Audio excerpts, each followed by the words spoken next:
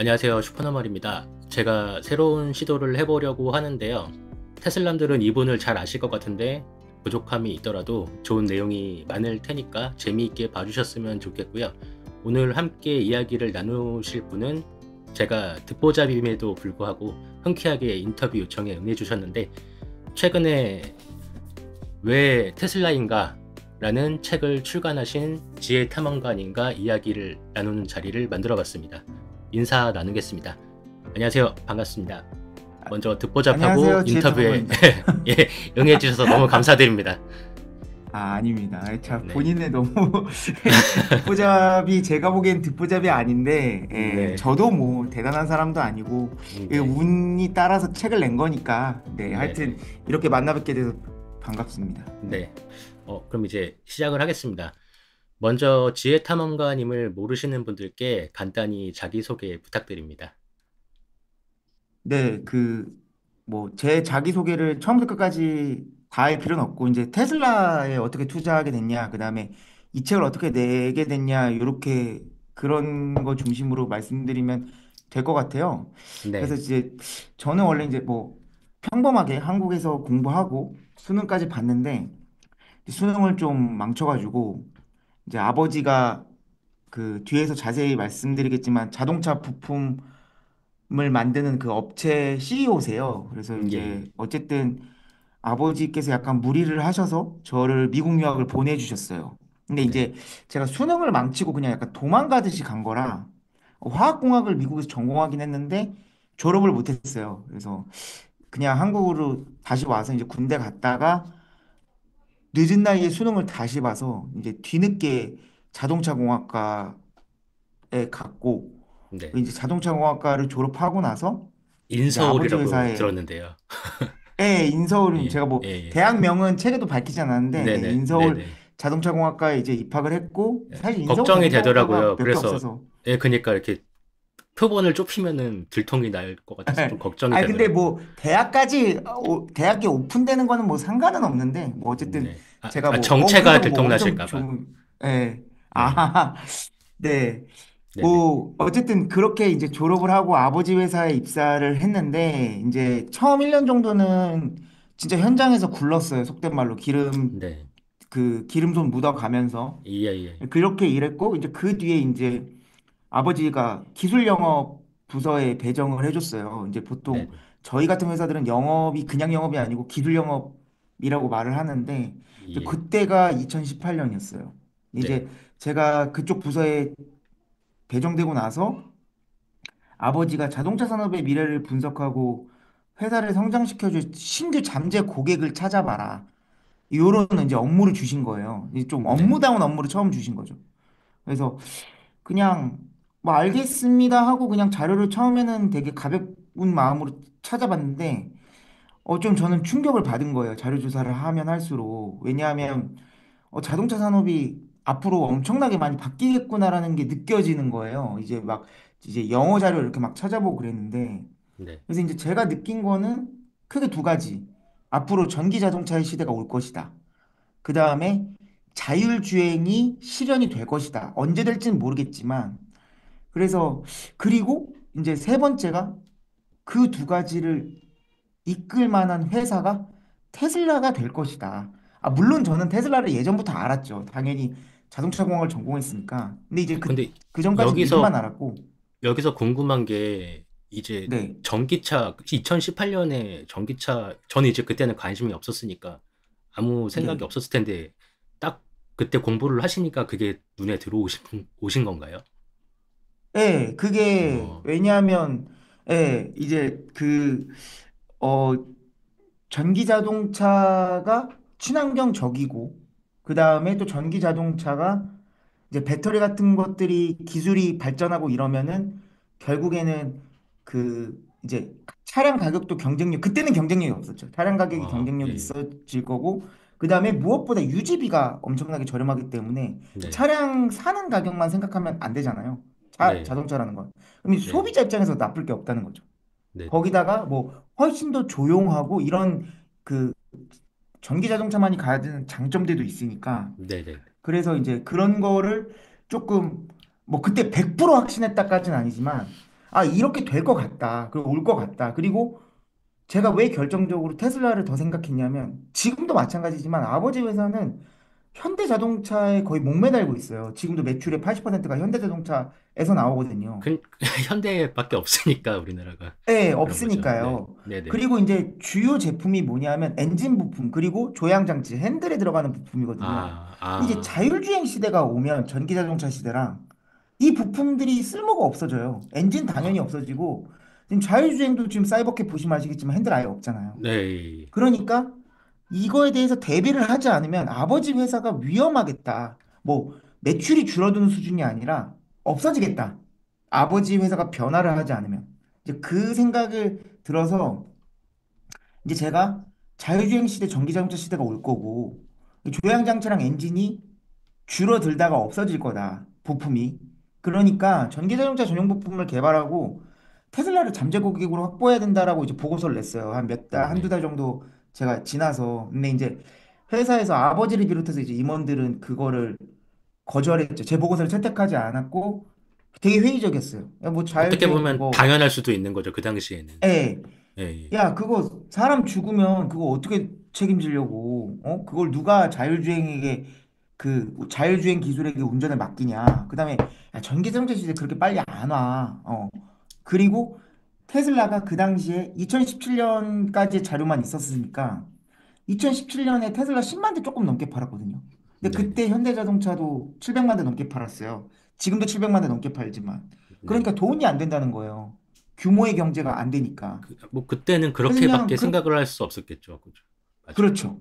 예, 예. 이게 한 2분의 1, 3분의 1이 아니라 70분의 1이잖아요. 그러니까 그니까 말이 그 안 아예 된다고 돈이 안 되는 보고, 거지. 예, 예. 예, 아이도, 왜냐하면 저희는 한 차종에 저희 아버지 회사에서만 부품 10만 개 찍어내는 거 일도 아니거든요. 한 오히려 차종에 대해서만. 오히려 사장님 아들이 와서 회사 말아먹으려고 생각을 했을 수도 네, 있었을 것 그렇죠. 같아요. 아무것도 예, 모르는 애가 와가지고 예, 현장 경험도 없고 나이도 어리고 뭐 예, 자동차 이쪽 부품업계에 대해서 쥐뿔도 모르는 애가 예, 그냥 외국물 좀 먹었다고 희한한 예, 소리 하네 정도로 예, 생각을 한 것 같아요. 네, 지금 돌아보면.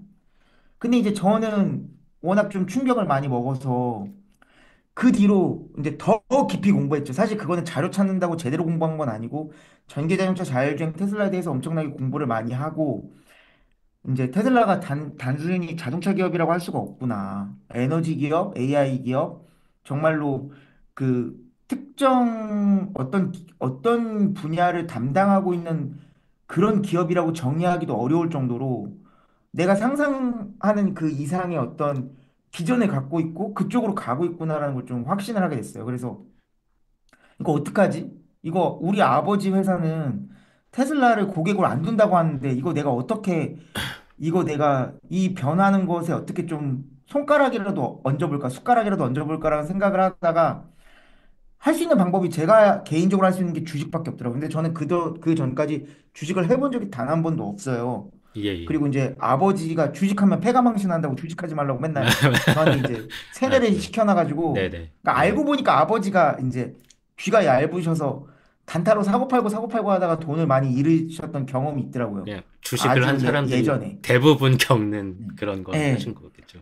예. 근데 이제 저는 이제 아내가 예전부터 좀 장기 투자 같은 걸 좀 하고 있고 이런 걸 좀 아, 그 알아가지고 결혼 예, 예. 뒤에 그래서 네네. 저도 그냥 아 그래 내가 갖고 있는 돈으로 잃어도 상관없는 돈으로 한번 그 쭉 갖고 가보자라고 해서 테슬라로 처음 주식 투자를 시작했죠. 아, 그리고 이제 그때 이제 소액으로 시작해서 지금까지 한 번도 매도는 안 했고 계속 이제 돈 생길 때마다 음, 매수만 그 했었고요. 그 네, 다음에 이제 뭐 그것뿐만 아니라 여러 가지 그 자동차 업계의 부조리라든가 그 현대자동차의 갑질이라든가 이런 것들 때문에 좀 회사에 적응을 잘 못했어요. 그래서 예, 고민하다가 이제 그 2022년 초부터 블로그를 좀 쓰기 시작했고 독서도 하기 예, 시작했고 예, 예. 이때 이제 제가 테슬라에 대한 제 생각도 쓰기 시작했고 음, 그냥 아 나는 이렇게 그 슈퍼너멀님이랑 비슷하게 그냥 컨텐츠 같은 걸 만들어서 내 생각을 사람들한테 알리는 게 나는 그렇게 평생 살고 싶다라는 꿈이 좀 생겼어요. 그래서 네, 과감하게 블로그 쓴 지 한 1년도 안 돼서 그 2022년 말에 퇴사를 했어요. 그래서 음, 사실 그때 주변에서 다 미쳤다 그랬고 아내도 반대가 좀 심하긴 했는데 어쨌든 제가 그냥 그 퇴사하겠다라고 이제 강하게 이야기를 해서 아버지께 말씀드리고 퇴사를 했고 그리고 이제 퇴사하고 나서는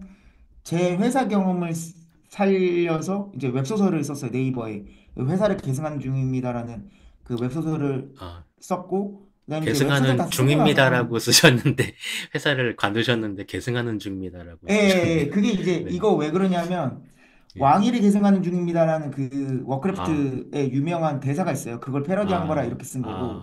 그리고 네. 실제 거기서는 주인공이 아버지 회사를 제대로 계승을 해서 크게 만들어요. 그래서 이제 평행 우주인 거죠. 저랑은 다른. 그 그래서 이제 그런 식으로 아버지께서 어쨌든 웹소설을 엄청 연재했고. 실망을 하셨었을 것 같아요. 거의 막 의절을 할지도 처음에는 그랬죠. 모른다는, 예, 네, 처음에는 그랬는데, 이제 네, 뭐, 이제 제가 어쨌든 나와가지고 이것저것 하니까, 네. 지금은 그렇게까지 실망을 하고 있지는 않으시고, 뭐 어쨌든 잘하고 이제 계시니까. 제가 이제 그 블로그에 이제 웹소설을 그 완결하고 나서, 이제 블로그를 보니까 그 당시에도 블로그에 1000개 정도 글이 있었는데 테슬라에 대한 글만 한 200개 있더라고요. 그래서 네, 이거를 내가 좀 엮으면 책이 되지 않을까 싶어가지고 이제 웹소설 연재 종료하자마자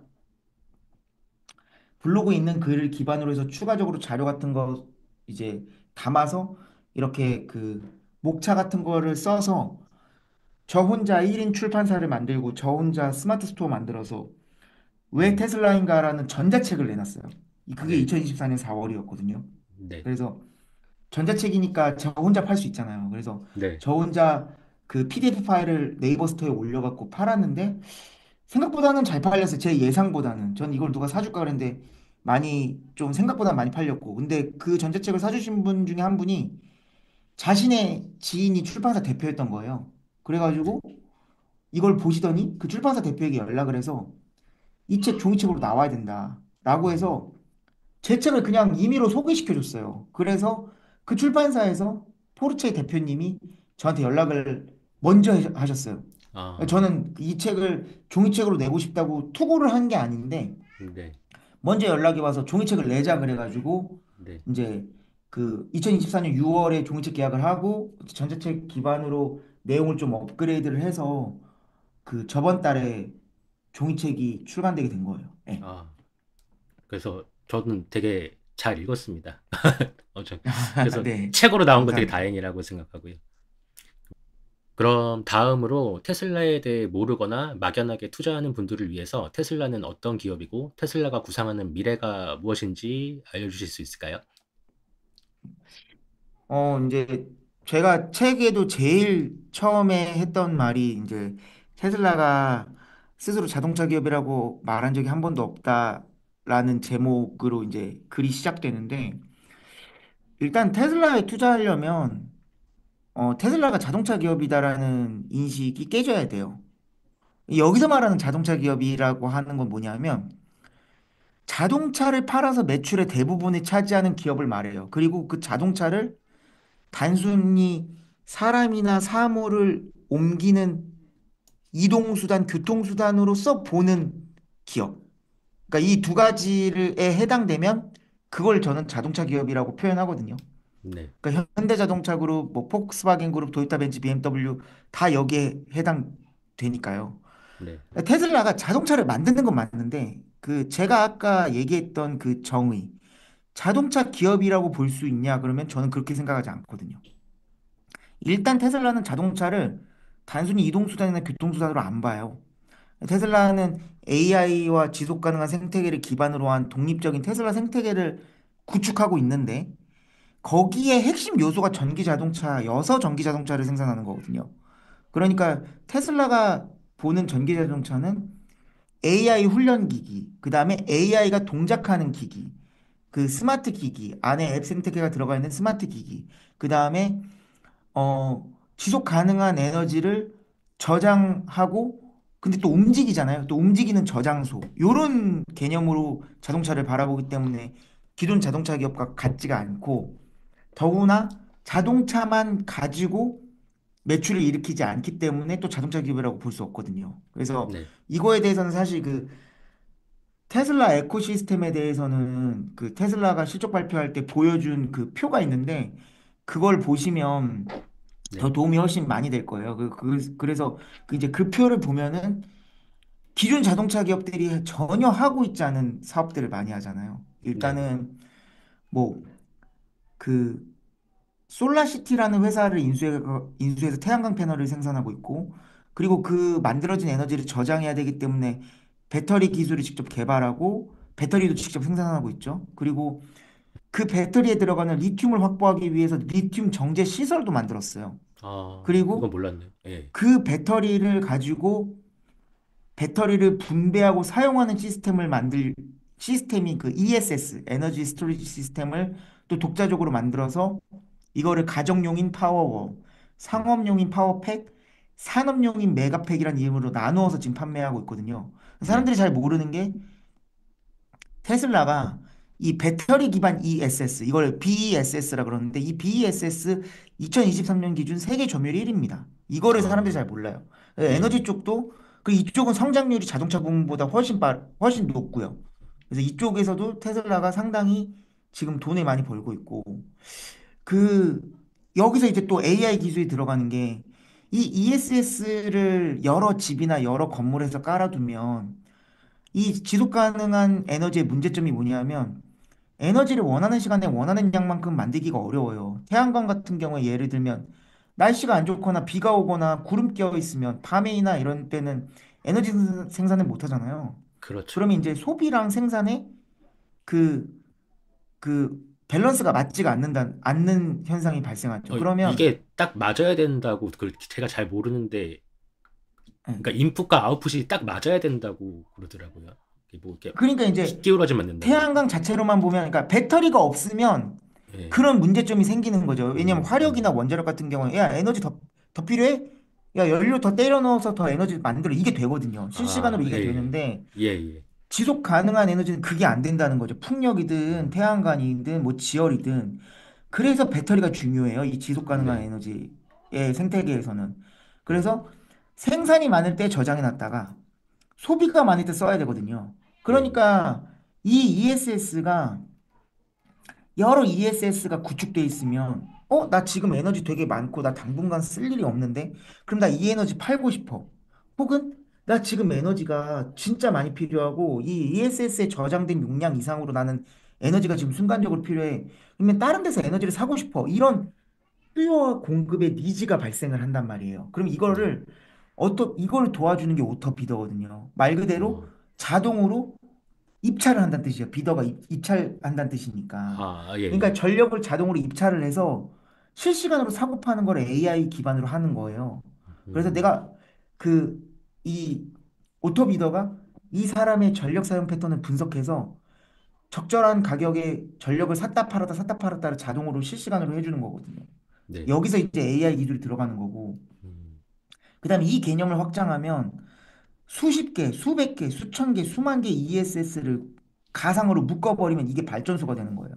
이걸 네. VPP라고 그러거든요. Virtual 아, Power Plant. 그래서 네. 테슬라가 실제로 그 캘리포니아에서 지금 운영하고 있습니다. 이 VPP를. 그러니까 네, 네. 테슬라는 발전소를 갖고 있는 회사예요.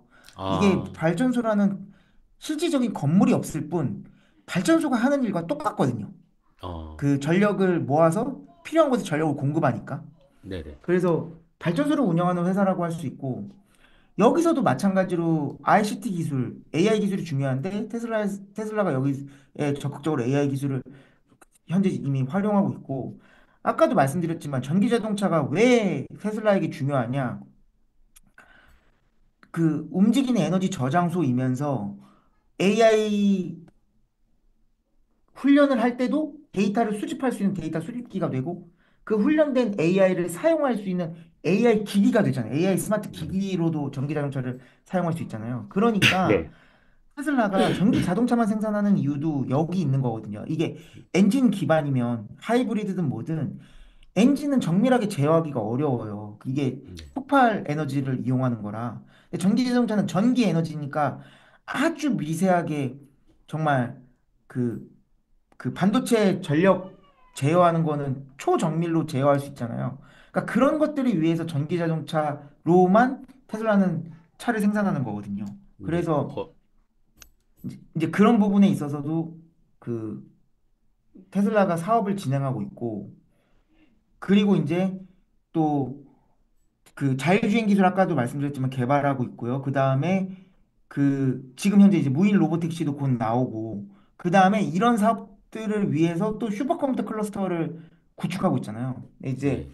자체적인 칩을 개발해서 만드는 도조, 그 다음에 테슬라 그 엔비디아 칩을 이용해서 만든 그 코르텍스도 지금 그 슈퍼컴퓨터 클러스터 시스템이 그런 식으로 구성되어 있는데, 이제 네. 이거를 이용해서 단순히 자율주행 기술뿐만 아니라 향후 휴머노이드 로봇인 옵티머스에 들어간 AI 기술까지 지금 같이 개발을 하고 있거든요. 그러니까 이제 네. 이런 거를 보면 테슬라가 어떤 기업이냐라고 물어봤을 때 딱 뭐라고 하나로 정의하기가 어려워요.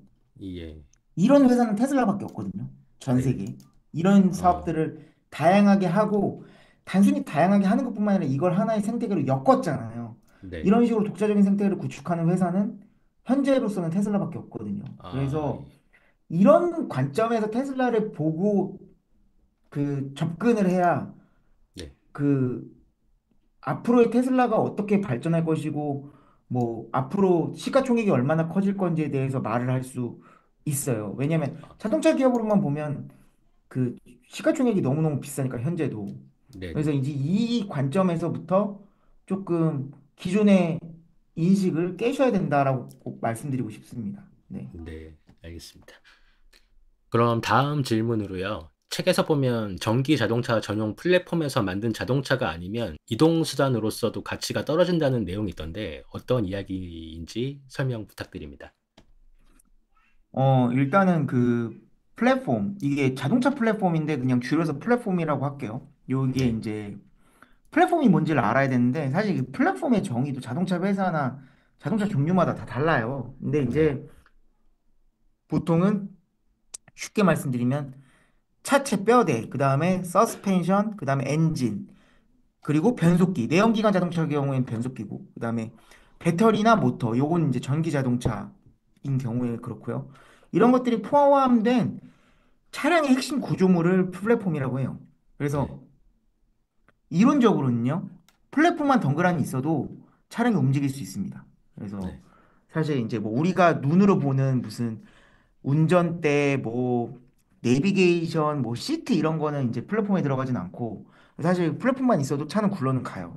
그 차량이 움직이는데 필요한 핵심 부품은 다 들어가 있기 때문에 이제 당연히 이렇게 이제 그 제가 설명을 하면 아시겠지만 플랫폼 하나 만드는데 돈이 엄청나게 들어가요. 그래서 네, 요즘에는 이제 그 플랫폼의 유연성을 좀 최대한 살려가지고 하나의 플랫폼으로 다양한 차량을 생산하려고 노력을 많이 하거든요. 네, 아니면 이제 규모가 너무 작다. 그러면은 이제 그 큰 회사의 플랫폼을 이제 빌려다가 써요. 그 설계를 라이센스를 받아가지고 요게 네, 이제 대표적인 예가 옛날 그 쌍용 자동차 체어맨. 그게 이제 아, 구형 E클래스 플랫폼을 갖다 쓴 거거든요. 네, 그리고 네, 이제 그거는 엔진까지 갖다 썼고, 그래서 이제 벤츠 엔진, 벤츠의 기술력이 들어갔다 이렇게 광고를 때린 건데, 이제 그 네, 플랫폼을 그렇게 사오는 경우도 있고요.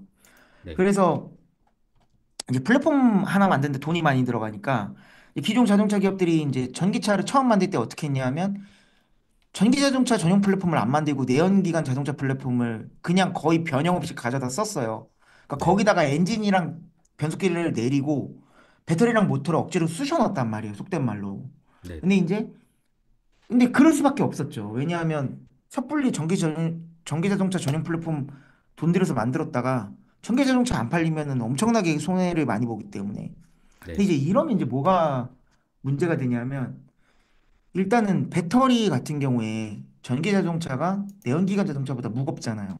네, 네, 그러니까 배터리가 그 무거운 이유가 배터리 때문인데 이 무거운 게 넓고 낮게 깔려야 무게 중심이 밑으로 내려가면서 차량에 안정감이 생기거든요. 아, 그래서 그래서 배터리를 최대한 넓고 낮게 깔아야 돼요. 예, 예, 그리고 배터리의 용량이 결국엔 지금 전기 자동차에서 제일 중요하잖아요. 왜냐하면 네, 네, 네, 주행 거리 때문에. 네, 그런데 내연기관 플랫폼은 배터리를 깔 자리를 안 만들어 놨잖아요. 네. 밑에다가.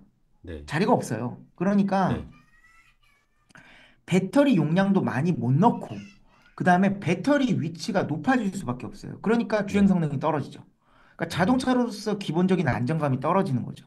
네. 그리고 이제 또 하나가 뭐냐 하면 전기 자동차 같은 경우에는 엔진이 안 들어가니까 전기 자동차 보통 보시면 엔진 들어가는 자리에 프렁크가 있어요. 그 프론트랑 트렁크의 합성어인데 그래서 네네네. 앞쪽에도 이제 짐을 넣을 수 있는 공간이 있잖아요. 네. 이제 몇몇 차들은 분명히 전기 자동차인데 프렁크가 아예 없거나 프렁크가 굉장히 좁아요. 이게 왜 네. 그러냐 하면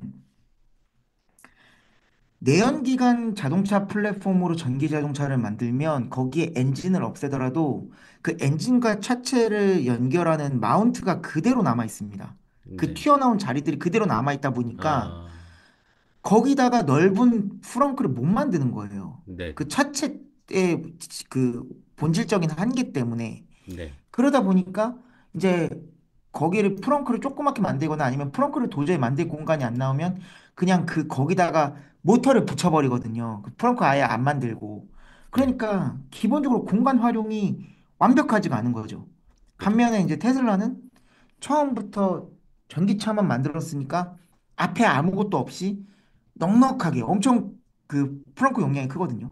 네네. 그래서 프렁크 용량이 상당히 크다는 점. 그리고 뭐 이거는 그냥 사실 그냥 편의 사양이잖아요. 네네. 근데 이게 그 엔진 마운트가 있고 없고가 또 뭐에 영향을 미치냐면 자동차 공기 저항에도 영향을 미칩니다. 왜냐하면 아. 내연기관 플랫폼은 기본적으로 엔진이 들어가야 되니까 그 네. 보닛이라 그러잖아요. 저희가 네네네. 본네트. 그 네네. 높이가 높아요. 왜냐면 엔진보다는 본인 높이가 높아야지 뚜껑을 덮을 수 있으니까. 아. 그러면 당연히 공기 저항에서 불리하겠죠. 네네. 그러니까 내연기관 플랫폼으로 만든 전기 자동차 역시 본인 높이를 임의로 낮출 수가 없습니다. 음. 그러니까 여전히 공기 저항에 불리해요. 반면에 네. 전기 자동차 전용 플랫폼은 엔진이 앞에 없잖아요. 네. 그러니까 본인 높이를 엄청나게 낮출 수 있는 거예요. 그래서 테슬라 차량들 보면은 엔진이 절대 들어갈 수 없을 정도로 보닛이 낮아요. 음. 이거를 뭘 볼 수 있냐 하면 페라리 같이 엔진이 뒤쪽에 있는 아. 차들 보면 앞이 아. 엄청 낮잖아요. 슈퍼카들은 다 아, 엔진이 뒤에 있는 예, 거네요, 보면. 예, 엔진이 아. 뒤에 있는 대부분 엔진이 뒤에 있으니까 엔진이 앞에 있는 차도 아. 있어요. 근데 네. 이제 엔진이 앞에 있는 차들은 티가 납니다. 보닛이 네네. 위치가 높아서. 그러니까 이게 결국에는 그 공기 저항 계수에 영향을 엄청나게 미쳐요. 이게 제가 그냥 뇌피셜이 아니고 2024년 기준에 양산되는 모든 자동차 중에 공기 저항 계수가 가장 낮은 상위 10개 자동차는 전기차 전용 플랫폼으로 나온 전기 자동차들밖에 없거든요. 이 중에 네네. 테슬라도 있고요. 예예. 그래서 이런 면에 있어서 당연히 공기 저항 계수가 높으면 주행 거리에서 손해를 보겠죠. 네. 같은 배터리 용량이라고 하더라도. 네네. 근데 이게 꽤 커요. 이 차이가. 무시 못할 정도로 큽니다. 몇십 킬로 차이가 뭐 5%, 음. 10% 차이 나니까 심한 아. 경우에는. 그러니까 이것도 이제 무시를 못하는 거고. 거기다 아까 제가 말씀드렸듯이 배터리 때문에 전기 자동차는 내연기관 자동차보다 몇백 킬로가 무거워요. 동급에서. 네. 그러면 내연기관 자동차 차체를 그대로 갖다 쓰면 난리가 납니다. 못 버텨요. 배터리 무게를. 그러니까 이제 아. 내연기관 플랫폼을 사용하면 어떻게 해야 되냐면 막 철판에 덕지덕지 갖다가 붙입니다. 네. 강성을 올리려고. 예예. 그러니까 이제 이게 그 생산성도 굉장히 떨어지고요. 그 다음에 쓰잘데기 없이 차량 무게가 더 증가해요. 이게 음. 처음 설계할 때부터 전기 자동차 배터리를 염두에 두고 차체를 설계한 게 아니라 네. 기존 차체에다가 덕지덕지 붙이는 거기 때문에 안 그래도 무거운데 더 네네. 무거워지거든요. 그래서 이런 거에 있어서도 여기서 또 승차감이 망가지고 네. 주행 거리가 떨어지는 거거든요. 이제 네네. 이런 면에 있어서 전기 자동차 전용 플랫폼인지가 상당히 중요하다. 음. 이렇게 그 말씀드릴 수 있고 그다음에 네. 이제 제일 사람들이 궁금해하는 게 현대자동차는 잘 하고 있냐라는 걸 이제 사람들이 많이 궁금해하는데 기존 그 자동차 기업들 중에서는 잘하는 편이에요. 전기차 네네. 전환을 그래도 잘하는 편인데 그래도 사실 많이 이제 저는 속도가 느리다고 생각을 하고 이거 이제 뭘 보면 알 수 있냐면 이제 플랫폼 이렇게 바꾸는 것도 굉장히 어렵기 때문에 사실 기존 공장에서 전기 자동차를 생산한다는 게 어려워요. 자동차 네, 기업들이 야, 뭐 우리 2025년까지 뭐 100만 대, 200만 대, 300만 대 생산할 거야 그러고 4, 5년 전에 그렇게 계획 발표했는데 그 약속 지키는 회사 하나도 없거든요. 네, 네, 그래서 이제 이걸 이제 기존 자동차 공장, 기존 자동차 그 생산 인력 갖고는 전기 자동차 제대로 못 만든다는 걸 깨달아가지고 현대자동차도 전기 자동차 전용 공장을 지금 짓고 있거든요. 네, 네, 근데 이게 2026년에 완공이 되고 제네시스 GV90이라고 이제 G90보다도 더 비싼 차량이 처음으로 생산될 거예요.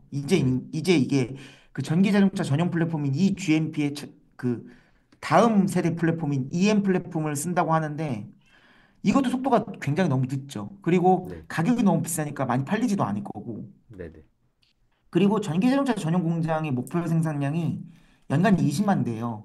네, 근데 네, 2026년에 완공하니까 이 연간 20만 대를 2026년에 달성하긴 힘들고 빨라야 2027년, 2028년이야 달성할 수 있을 거거든요. 예, 이 예, 공장이라는 게 생산되자마자 바로 풀로 돌아가는 게 아니기 때문에 네, 이게 설령 이 목표를 달성한다 그래도 너무 적다는 거죠. 네. 왜냐? 테슬라는 이미 그 엄청 많이 2024년 생산하고 기준으로 있으니까. 예, 네, 250만 대 이상 생산할 수 있는 능력을 가지고 있고요. 네, 180만 대 정도 생산을 이미 했잖아요. 네, 예. 그리고 단일 공장으로만 봐도 기가 상하이가 2023년에 94만 대 정도 생산했거든요. 네, 그러니까 너무 차이가 나는 거죠. 네, 네, 지금 현대자동차가 전기자동차 전용 공장에서 20만 대를 생산해도 차이가 간격이 많이 벌어지는 건데 이거 지금 목표거든요, 목표. 근데 이런 현대자동차가 기존 자동차 기업들 중에서는 그 빠른 잘하고 편이니까 있다. 전기차 아, 전환이. 네, 네, 그러니까 이게 문제라는 거예요. 예, 아, 그러니까 너무 차이가 지금 많이 나고 있다라는 네, 게 그러니까 다른 기업들보다 잘하는 건 맞는데 네, 네, 저희가 이제 그 자꾸 뒤에 그 공부 못하는 친구들이랑 자기를 비교해가지고 내가 공부 좀 잘한다라고 하면 안 아, 되잖아요. 네, 네, 네, 네, 글로벌 경쟁인데 네, 네, 최상위권이랑 자기를 비교해야 되는데 사실 거기서는 아직 많이 멀었다. 예, 음, 그리고 앞으로 속도도 그렇게 오히려 벌어지면 더 벌어지지 따라잡기는 쉽지 않다. 예, 네. 저는 그렇게 보고 있습니다. 그러니까 이게 이동 수단으로서도 가치가 떨어진다는 게 쉽게 승차감, 이해를 하면은, 주행거리. 예, 예, 이제 그 우리가 이렇게 봤을 때 내연차랑 전기차 똑같은 모양인데 둘 다 있는 모델들은 아무래도 효율이 떨어질 수 있다 정도로 생각을 네. 하면 되겠죠. 실제로 주행거리도 짧고요. 승차감도 네네. 떨어져요. 네네. 예, 알겠습니다. 대부분. 네, 네네. 네. 네, 다음 질문 드리겠습니다.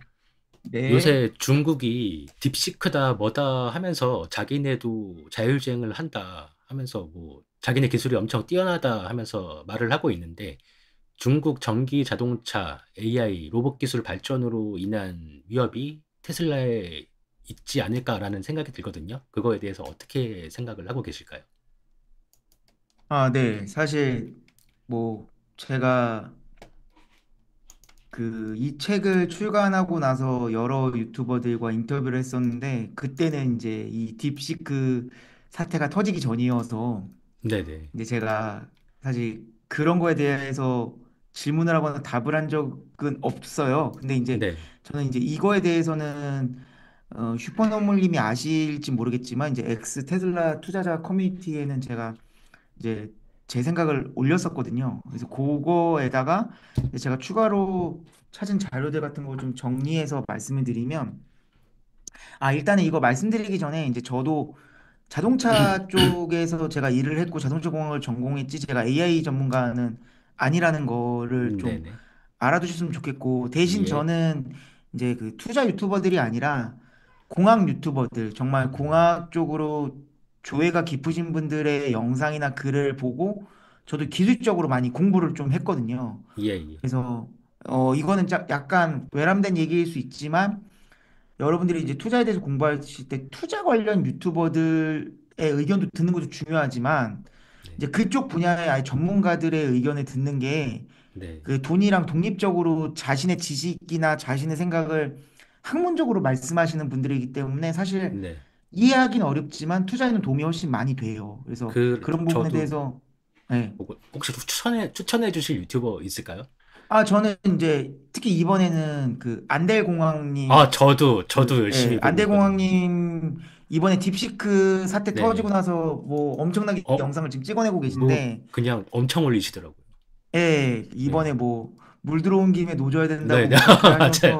하셔서 맞아요. 예, 근데 이제 저는 이제 그런 거를 이제 많이 봤고 그거 외에도 네. X에도 되게 많아요. X에도 정말 네. 박사급 분들 많기 때문에 이제 네네. 그런 분들의 전문적인 글 조금 글이 읽긴 어렵지만 그런 분들을 이제 그런 분들의 이제 글이나 영상을 보시면 되고 네, 일단 저는 알겠습니다. 네. 확실하게 말씀드리고 네. 싶은 게 네. 저는 그 배터리 관련된 얘기를 책에 하면서 일부 그 국뽕에 빠져 있는 사람들 있잖아요. 그래서 중국 기술 발전 속도를 무시하고 특히 중국 배터리나 이런 거 무시하는 사람들의 의견을 강하게 비판했거든요. 그 짱깨라고 배터리 하면서. 부분에 배터리 네. 부분에서도 어쨌든 LFP를 그 외면하는 바람에 지금 점유율을 다 뺏겼단 말이에요. 중국 자동차, 그 중국 배터리 회사들에게. 네. 예, 저는 이 부분에 대해서 중국 편에 들려는 것도 아니고 우리나라 편에 들려는 것도 아니고 그냥 객관적인 자료로 판단을 해서 현실에 대해서 정확하게 얘기를 했어요. 그럼 네. 또 이제 제가 이렇게 얘기하면 너는 그러면 중뽕이냐 이 자식아 그러는데 네. 이거는 제가 중뽕이고 국뽕이고 사실 사실은 살이니까. 예, 네. 돈에는 국적이 없어요. 돈에는 애국심이 그럼요. 없습니다. 예, 예. 그래서 정확하게 봐야 돼요. 네. 현재 어쨌든 확실한 거는 중국이 AI 기술, 자율주행 기술에 투자하는 금액이나 기술 수준은 미국 다음이라는 겁니다. 전기 네. 자동차의 배급률이라든지 배터리 보급률이라든지 이런 부분에 있어서 지금 기술력이 상당히 올라와 있어요. 그거는 그 투자 금액만 봐도 알 수 있고 지금 현재 중국에서 일어나고 있는 일들을 유심히 보면 알 수 있습니다. 그리고 중국은 개인정보 보호가 사실상 안 되는 전체주의 국가잖아요. 그러니까 네네. 그 미국 같은 경우에도 어쨌든 그 데이터 프라이버시 때문에 AI 기술 발전에 있어서 그 약간의 지연이 발생하고 있는데 네. 그런 면이 중국은 없어요. 그러니까 그런 면에 있어서는 오히려 AI 발전에 대한 부분만 따지고 보면 미국보다 환경이 좋거든요. 네. 그리고 미국 입장에서 중국이 위협이 안 되면 굳이 저렇게 8888 뛰면서 견제할 필요가 없어요. 그러니까 미국이 견제한다는 말은 거꾸로 생각해 보면 중국 기술의 발전 속도랑 기술 수준이 무시할 수준이 아니라는 거예요. 이 미국을 앞서 나간다는 수준은 아니지만. 네네. 그러니까 그런데 이제 또 제가 이렇게 얘기하면 그러면 이제 중국이 이미 미국을 앞질렀다. 혹은 뭐 AI 기술, 자율주행 기술 무료로 다 푼다는데 미국 기업이랑 테슬라 다 망한 거 아니냐. 또 이렇게 또 극단적으로 가시는 분들이 음. 있어요. 네. 근데 저는 그렇게 보지는 않아요. 그래서 이제 제가 네. 이제 하나는 딥시크, 또 하나는 그 BYD가 최근에 신의 눈이라는 자율주행 기술 무료로 배포한다 그래서 테슬라 망하는 거 아니냐라고 또 국내 언론이 떠들었는데 그 두 네. 가지 소식에 대해서 정리를 해서 말씀드릴게요. 일단 네. 딥시크부터 보자 그러면 사실 기술력이 대단한 거예요. 왜냐하면 그 비싼 엔비디아 H100이나 H200을 안 쓰고 엔비디아가 이제 미국 규제를 피하기 위해서 중국에다가 다운그레이드된 칩을 팔고 있었거든요. 네. H800이라는 칩셋을. 근데 그 네. H800이라는 칩셋으로 결과를 낸 거예요. 지금 딥시크의 R1이라는 AI가. 네. 그러니까 미국기에 비해서 리소스를 적게 쓰면서도 그 성능이 낮은 하드웨어를 진짜 마른 걸레 짜듯이 극한으로 네. 네. 활용해서 하드웨어 대비 좋은 결과물을 보여준 게 맞아요. 네. 네. 예. 근데 이제 사람들이 착각하는 게 뭐 딥시크에 쓴 돈이 얼마 안 된다라는 식으로 떠드는데 그 논문을 읽어본 사람들은 아마 거의 없을 거예요. 논문이 오픈 소스로 나와 있어서 누구나 읽어볼 수 있거든요. 논문 영어라서 읽어보면은 영어라서 못 읽는 네, 거죠. 거기 논문에 들어간 비용에는요, 네. H800을 기반으로 한 비용밖에 없어요. 뭐 H800을 얼마짜린데 뭐 이거를 며칠 동안 훈련을 했으니까 이걸 단순하게 어떻게 얼마 들었다고 계산을 하면 어쩌고저쩌고 이렇게 계산 방식이 나와 있지. 거기에는 선행 연구, 아키텍처 만드는 비용, 알고리즘 만드는 비용, 데이터 확보 비용 하나도 안 들어가 있어요. 네. 그러니까 훨씬 저렴한 비용으로 빅테크 기업보다 더 뛰어난 AI를 만들었다는 말이 100% 맞는 말도 아니에요. 음. 걔네들이 정확하게 비용을 산출을 안 해놨어요. 거기다 지들이 써놨습니다.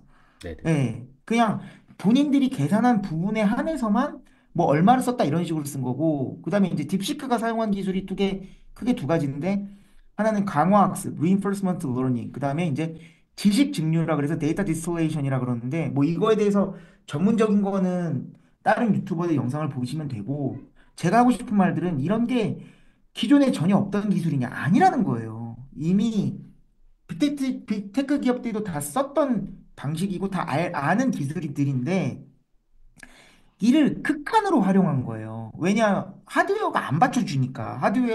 비싼 하드웨어를 못 쓰니까. 그리고 거기다가 오픈 AI가 딥시크가 자신들의 모델을 활용했다는 증거를 발견했다고 하거든요. 발견했다고 밝혔거든요, 최근에. 예. 그러니까 딥시크 역시 미국에 있는 AI 기술을 가져다가 활용을 한 거예요. 네. 그러니까 저는 이런 부분에 대해서 정확하게 팩트로 이 부분은 확실히 딥시크가 잘했지만 또 이 부분은 좀 과장된 부분이 있구나라고 뭐 좋냐 안 좋냐 이렇게 이분법적으로 제발 생각하지 마시고 네. 그 제대로 된 기술적인 거에 대해서 공부를 좀 하셔서 지금 딥시크가 요런 임팩트를 줬구나라고 정확하게 인식을 하시는 게 중요하고, 네. 네. 그다음에 이제 딥시크가 등장했다고 비싼 칩을 사용할 필요가 없다라고 주장하시는 분들이 있어요. 그래서 딥시크 충격 나왔을 때 엔비디아에서 한 번에 800조 원이 빠졌는데, 저는 그때 그거는 그래서 속슬 샀거든요. 그 확 떨어진다고. 음 말이 안 된다고 생각을 해갖고. 그러니까 이거를 네. 어떻게 보셔야 되냐면, 그냥 네. 뭐 바이 더 딥이다 그래서 낮으니까 산다 이런 개념보다도 네. 이거를 논리적으로 잘 생각하셔야 돼요. 네. 그 딥시크가 등장했어. 비싼 칩을 안 써도 AI 성능이 잘 나오네. 그럼 비싼 칩이 필요가 없네. 이런 논리 구조는요. 네. 동전의 한쪽 면만 본 거예요. 예. 거꾸로 생각하면 네. 어? 야, 딥시크 얘네 알고리즘 AI 만드는 거 보니까 야, 싼 칩을 사용했는데 요 정도 성능이 나와? 야, 그러면 비싼 칩을 사용하면 얼마나 성능이 더 좋게 나올까? 이 부분도 생각을 해야 된다는 네. 거예요. 저도 똑같은 생각을 왜냐하면 했습니다. 네. 네. 왜냐하면 AI 기술이 지금 완성된 게 아니기 때문이거든요.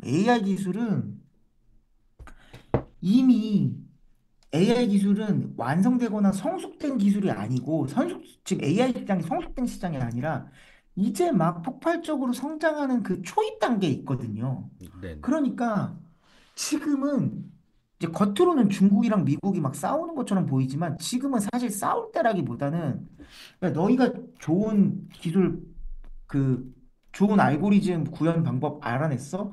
야, 우리는 또 좋은 칩을 개발했네 이러면서 서로 티키타카 하면서 막 기술을 끌어올려야 될 때예요. 그러니까 네. AI 전문가들 얘기를 들어보면 딥시크 나온 걸 좋아합니다. 이것도 논문도 누구나 아, 볼 수 있거든요. 아, 오픈으로 풀려 있기 때문에. 그러니까 네네. 대부분의 공학자들은 딥시크의 출현을 굉장히 좋게 봐요. 그럼 이제 오히려, 그걸 또 활용해가지고, 네, 음, 더 좋은 AI 성능을 더 저렴한 가격에 내놓을 수 있는 길이 열린 어, 거잖아요. 아, 네. 그리고 극대화시켜서, 또 미국은 예, 어떻게 하냐면, 이제 미국이 이제 H800 정도 되는 칩 가지고도 중국이 뛰어난 AI 성능을 보여주니까 더 그 반도체 체제를 더 강화하려고 지금 그러고 있거든요. 트럼프 네네네.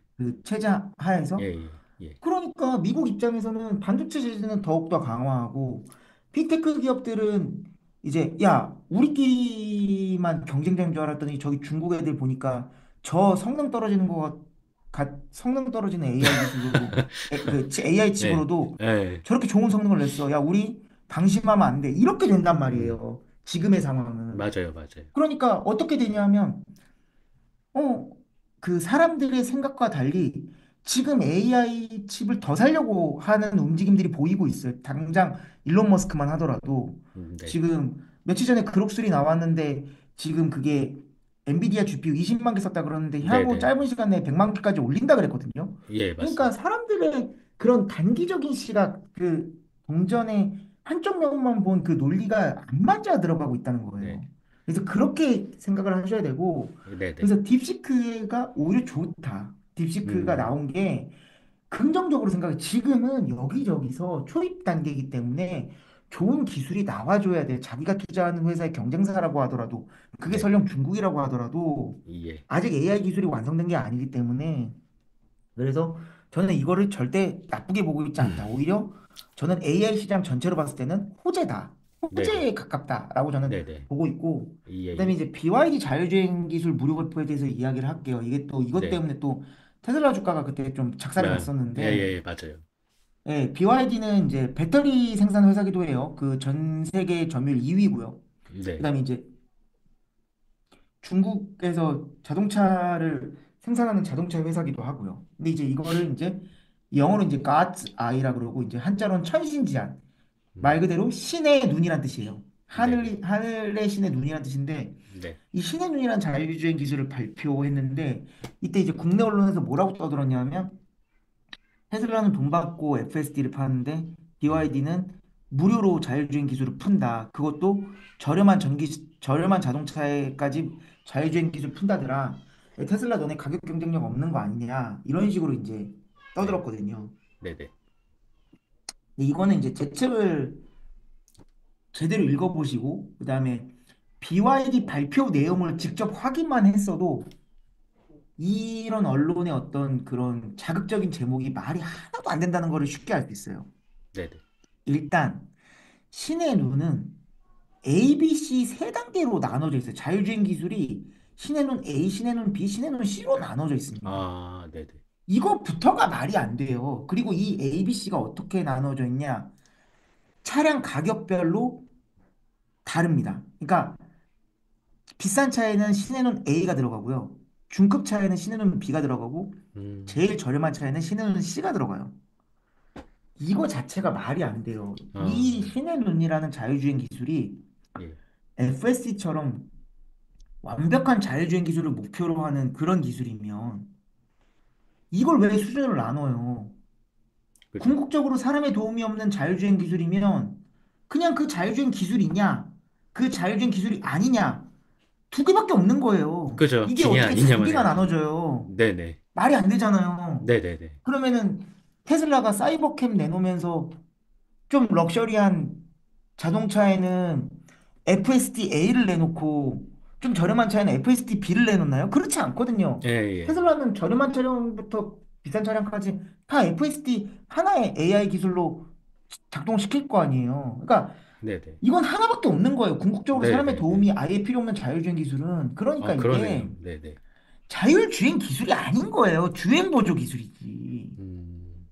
지금 우리가 현대자동차나 다른 자동차 기업에서 쓰는 주행 보조 기술의 수준을 나눈 거예요. 그러니까 ABC로 나눴다는 것 자체가 우리가 생각하는 그런 FSD 같은 자율주행 기술이 아니라는 거예요. 네네. 그러니까 이것만 보더라도 언론에서 떠드는 말이 얼마나 말도 안 음. 되는 건지 알 수 있는데 네네. 이거에 대해서 일단은 그 여러분들이 여기서 딱 아 이게 말도 안 되는 소리를 언론에서 떠든 거구나라는 걸 아셔야 되고 그리고 이제 하나하나 따져보자는 거죠. 자, 일단 제일 낮은 단계에 들어가는 신해논 씨. 이게 이제 막 그 중국에 파는 차 중에서 2천만 원대에도 막 들어간대요. 근데 네. 이제 요게 그냥 그 테슬라로 따지면 내비게이션 기반 오토파일럿이에요. 네네. 네. 그냥 근데 테슬라도 오토파일럿 공짜로 제공하잖아요. 그냥 크루즈네요, 물론 크루즈. 예, 네. 테슬라가 무료로 제공하는 오토파일럿은 내비게이션 기반은 아니에요. 내비게이션 기반 네. 오토파일럿을 쓰려면 미국에서는 FSD를 사야 되고 우리나라에서는 FSD보다는 저렴한 그 EAP를 사요. Enhanced Autopilot이라고. 대신에 이 신에는 C는요 고속도로에서 밖에 사용을 못합니다. 아, 대신에 테슬라는 오토파일럿 뭐 EAP, FSD 어쨌든 다 고속도로가 아닌 곳에서도 사용할 수 있잖아요. 네. 그러니까 그리고 이제 테슬라 같은 경우에는 그 미국 같은 경우에는 신호등 및 표지판 인식 기능을 활성화시킬 수 있어요. 오토파일럿에서도 무료 버전에서도 이거를 베타 버전이긴 하지만 활성화시킬 수 있거든요. 네. 그러니까 비슷한 거예요, 수준이. 신의 눈 음. C나 무료로 제공하니까 이게 신의 눈 C를 어떻게 이거를 자율주행 기술로 이야기해요? 테슬라 오토파일럿 자율주행 기술이다라고 얘기하면 욕할 거 아니에요. 언론도 욕할 네. 건데 이게 어떻게 자율주행 기술이에요? 그냥 주행 보조 기술이죠. 네네. 그리고 그 BYD 전기 자동차가 테슬라 전기 자동차보다 싼데 뭐 자율주행 기술을 무료로 배포했다 이런 식으로 떠드는데 BYD 저가 전기 자동차가 테슬라 전기 자동차보다 싼 이유는요. 자율주행 기술 무료로 뿌리고 자율주행 기술을 더 저렴한 가격에 제공하고랑 아무 상관없어요. 그냥 배터리 용량이 작아요. 아, 그게 그래요? 전부예요. 그래요? 배터리 용량이 네. 테슬라의 절반도 안 돼요. 어, 테슬라 막 30kWh 정도밖에 안 들어가 있어요. 테슬라는 음, 작은 용량도 그 70 들어가 있잖아요. 좀 큰 거는 막 100kWh 들어가 있고. 네. 그러면 배터리 용량이 결국에 전기 자동차 가격을 결정하는데 거기다가 차량 크기도 훨씬 작아요, 테슬라보다. 음, 당연히 그러면 다른 소재들도 적게 들어갈 거고요. 그다음에 소재의 퀄리티 차이도 있고요. 왜냐하면 테슬라는 그래도 가격대가 있다 보니까 그 내부 재질이나 이런 걸 좀 고급을 쓴단 말이에요. 네. 그러니까 BYD가 저렴한 차량에 소프트웨어 업데이트가 가능한 주행 보조 기술을 그냥 무료로 넣어준다고 선언한 것뿐이에요. 네. 그러면 이게 그래 테슬라는 아직까지는 막 3, 4천만 원짜리 차는 없으니까 그럼 BYD가 조금 더 테슬라보단 저렴한 차에 그냥 주행 보조 기술을 돈을 조금 받을 수 있었는데 그걸 공짜로 넣어줬구나. 이 정도로는 생각할 수 있지만 야 네. 이제 테슬라 망했다. 테슬라 자율주행 기술 돈 받고 주는데 야 BYD는 공짜로 준대. 이렇게 말할 수 있어요? 그건 말이 안 되는 거죠. 네. 제가 예를 하나 들어볼게요. 현대자동차가 주행 보조 기술을 계속 발전시켜서 제네시스에만 들어갔던 각종 주행 보조 기술을 소나타, 아반떼 이런 데다가 저렴한 가격 혹은 무료로 넣어주면 그게 현대자동차 발 자율주행 기술 충격이고 테슬라 주가가 폭락할 일이고 테슬라 망했다라고 떠들 일인가요? 말이 안 돼요. 음, 그렇게 비유를 하면 딱 이해가 쉬울 거예요. 네네. 그러니까 이거에 대해서 어떻게 자율주행 기술을 무료로 배포했다라고 떠드냐고요. 심지어 음, 기성 언론들은 테슬라가 완전한 자율주행 기술도 아니면서 FSD, Full Self Driving이라는 표현을 썼다고 무지막지하게 깠어요. 근데 BYD에게는 왜 그 자율주행 기술도 아니고 주행 보조 기술 테슬라도 무료로 넣어주는 주행 보조 기술 수준의 신혜논 씨를 어떻게 그거를 자율주행 기술을 무료로 넣었다 그래요? 말이 안 되는 거거든요. 네네. 일단 이제 C는 말이 안 돼. 그 자율주행 네. 기술이라고 할 수도 없고. 네. 그다음에 이제 A랑 B를 볼게요. 근데 네. A랑 B는 일단 엔비디아 자율주행 칩셋인 오린이 들어가고 라이다 센서가 들어가요. 신해논 음, A는 라이다 센서가 3개 들어가고 음. 신해논 B는 라이다 센서가 하나 들어갔는데 근데 이것도 진짜 웃긴 게 뭐냐면 신해논 A가 들어가는 브랜드가 양왕이라는 브랜드인데 뭐 차량 가격이 1억 5천만 원이 넘습니다. 어, 그리고 네. 신해논 B가 들어가는 브랜드 넨자 FCB도 차량 가격이 5천만 원에서 9천만 원이에요. 똑같네요, 그냥. 그러면은 양왕은 지금 네. 현재 모델 S, 모델 X보다도 네. 비싸고 네. 덴자 FCB는 모델 Y, 모델 3 수준이에요. 네. 그러니까 이게 여기다가 신해놓는 무료로 배포하겠다는 건요. 그냥 테슬라의 슈퍼바이즈드 FSD를 껴서 패키지로 파는 거랑 똑같은 거예요. 음, 가격을 보면. 네네. 아니, 6천만 원짜리 모델 Y에다가 1천만 원 FSD 얹어서 7천만 원에 파는 거랑 뭐가 어, 다르냐는 되게, 거예요. 되게 비싸네요, 이렇게. 예, 그, 말장난이에요, 말장난. 이건 무조건 말장난인 싸다고 거예요. 생각했었는데, 예, 그럼 그러니까 여기다 이게, 관세 매기면 엄청 비싸지는 건데. 예, 뭐 그쵸? 이제 네. 국내 들어올 것 같진 않지만. 그러니까 네네. 이게 이런 거를 아무도 언론에서 안 떠드는 거예요. 그러니까 이게 음, 무슨 경쟁력이 있어요. 이게 무슨 공짜로 넣어주는 거예요. 그냥 차량 가격에다가 소프트웨어 가격이랑 라이다 가격 다 집어넣은 거지. 네. 그리고 지금 현재 신해논 A가 제일 수준이 높은데 이게 슈퍼바이즈드 FSD보다 자율주행 성능이 뛰어나다는 증거도 없어요. 그리고 네네. 이제 라이다를 쓰면 왜 안 되는지에 대해서는 제가 책에 자세히 설명을 했고 네. 현재 도로교통체계가 운전자의 시각을 기준으로 지금 도로교통체계가 짜여져 있잖아요. 왜냐하면 네네. 사람이 눈으로 보고 운전을 하니까. 네. 그러니까 라이다는 빛이 그 물체를 맞고 오는 시간을 계산해서 쓰는 거기 때문에 네. 사람처럼 생각하고 사람처럼 해야 현재 도로교통 체계에서 제대로 자율주행을 쓸 수 있는데 그러려면 라이다가 아니라 카메라 기반으로 자율주행이 동작해야 된다는 거죠. 이거에 대해서 제가 그 책에서 자세히 썼는데 일단 그 네네. 라이다를 쓴다는 것 자체도 사실 그래서 그 제 생각에는 자율주행 기술 발전 방향과 맞지 않다고 생각을 하고 네네. 설령 라이다를 써서 자율주행 기술 구현을 했다고 쳐도 전혀 가격적인 메리트가 없어요. 네. 지금 현재 상황에서도. 엄청 그렇, 비싸니까. 예, 아, 그렇다고 해서 지금 신앤론 A가 슈퍼바이즈드 FSD보다 성능이 좋다라는 증거도 없고요. 음, 그리고 이제 제일 큰 문제가 아까 딥시크랑 연결되는데 이 신해논이 딥시크를 AI로 활용한다고 했거든요. 이게 제일 큰 어, 약점이에요. 이게 그 네네. 언론에서 말하는 거랑 반대로. 음, 왜냐하면 딥시크, 챗 GPT 다 LLM이잖아요. 그러니까 그 라지 랭귀지 모델이란 말이에요. 그러니까 이걸로는 이제 그 코딩을 한다든지 글을 쓰는 데 적합하지 이 AI는 실제 물리 법칙이 적용되는 현실에 쓰이는 AI가 원래 아니에요. 근데 이거를 그냥 갖다가 현실에 물리 법칙이 적용되는 현실에서 그냥 갖다 쓰면 리스크가 엄청나게 커집니다. 왜냐하면 챗봇 같은 경우에는 논란되는 글이나 그림을 생성한다고 해도 논란에서 끝나잖아요. 근데 이게 잘못 물리 법칙이 적용되는 현실 세계에서 잘못 적용되면 사람이 다치거나 죽어요. 그럼 아, 이거 누가 책임질 거냐는 거예요. 그래서 테슬라는 따로 개발을 했잖아요. 그 FSD를. 네. 테슬라는 XAI가 그록이라는 LLM 기반 AI 모델이 있는데도 불구하고 FSD를 따로 개발했단 말이에요. 왜냐면 이게 네. 현실 세계에서 쓰는 거니까 달라야 되거든요. 네네. 그냥 근데 지금 보면은 그냥 챗 GPT 갖다 쓰면 된다, 딥시크 갖다 쓰면 된다 이러고 있거든요.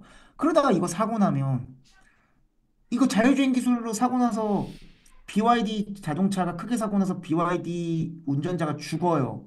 그럼 이거 어떻게 문제 해결할 거예요? 딥시크 만든 회사랑 싸울 거예요? 어쩔 거예요? 이런 문제들이 생기거든요. 아, 그래서 이렇게 니가 잘했네, 내가 잘했네 예, 하면서. 그래서 테슬라처럼 그 자율주행 소프트웨어부터 하드웨어까지 한 번에 같이 만드는 그 수직 통합이 아주 중요한 이유기도 하고 이런 이유들 때문에 그러니까 중국 회사를 그 경계하고 중국 기술력이 빠르게 올라오고 있다라는 부분을 인정해야 돼요. 이거는 네네. 지금 우리나라에서 너무 중국을 무시하거나 국뽕 유튜버들이 중국 너무 무시하는데 음, 그거는 이제 저는 중국 고객 사람도 직접 거래를 해봐서 그 중국 사람들이 어떤지에 대해서 잘 알거든요.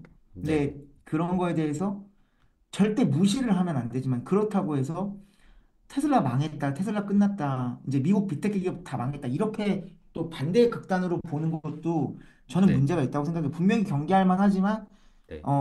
사람들이 생각하는 것처럼 그렇게 지금 뭐 미국 기업들의 기술력을 다 따라왔다, 이렇게 보기는 어렵습니다. 예. 아, 되게 안심이 되는 말씀 같습니다. 근데 계속 경계는 하고 지켜는 봐야죠. 이건 지금 네네네. 현재 시점이고, 앞으로 또 어떻게 예. 될지 모르니까 네. 계속 지켜는 봐야 돼요. 예. 예, 맞습니다. 네, 그리고 다음 질문으로 책을 읽고 제가 이해한 바로는 결국 내연기관의 엔진처럼 전기차는 배터리가 핵심인데 현재 주행거리가 기존 자동차와 비슷하지만 제가 전기차를 안 타서 잘 모르겠는데 그래도 주행거리가 더 늘어났으면 하는 욕심이 있거든요. 그래서 네. 전기차에 대한 장점을 잘 알지는 못하지만 단점이 크게 보이니까 안 타는 사람 입장에서 그래서 충전 네. 시간이나 인프라 이런 단점을 커버하려면 주행 거리가 일단 압도적으로 길었으면 좋겠다라는 생각을 하는데 그 배터리의 발전 가능성에 대해서는 어떻게 보실까요? 뭐 이거 이제 배터리 그 리튬 배터리의 역사부터 시작하면 이것도 한 시간 떠들어야 되는데 이제 그렇게 계속 네네네. 얘기하기는 어렵고 네네.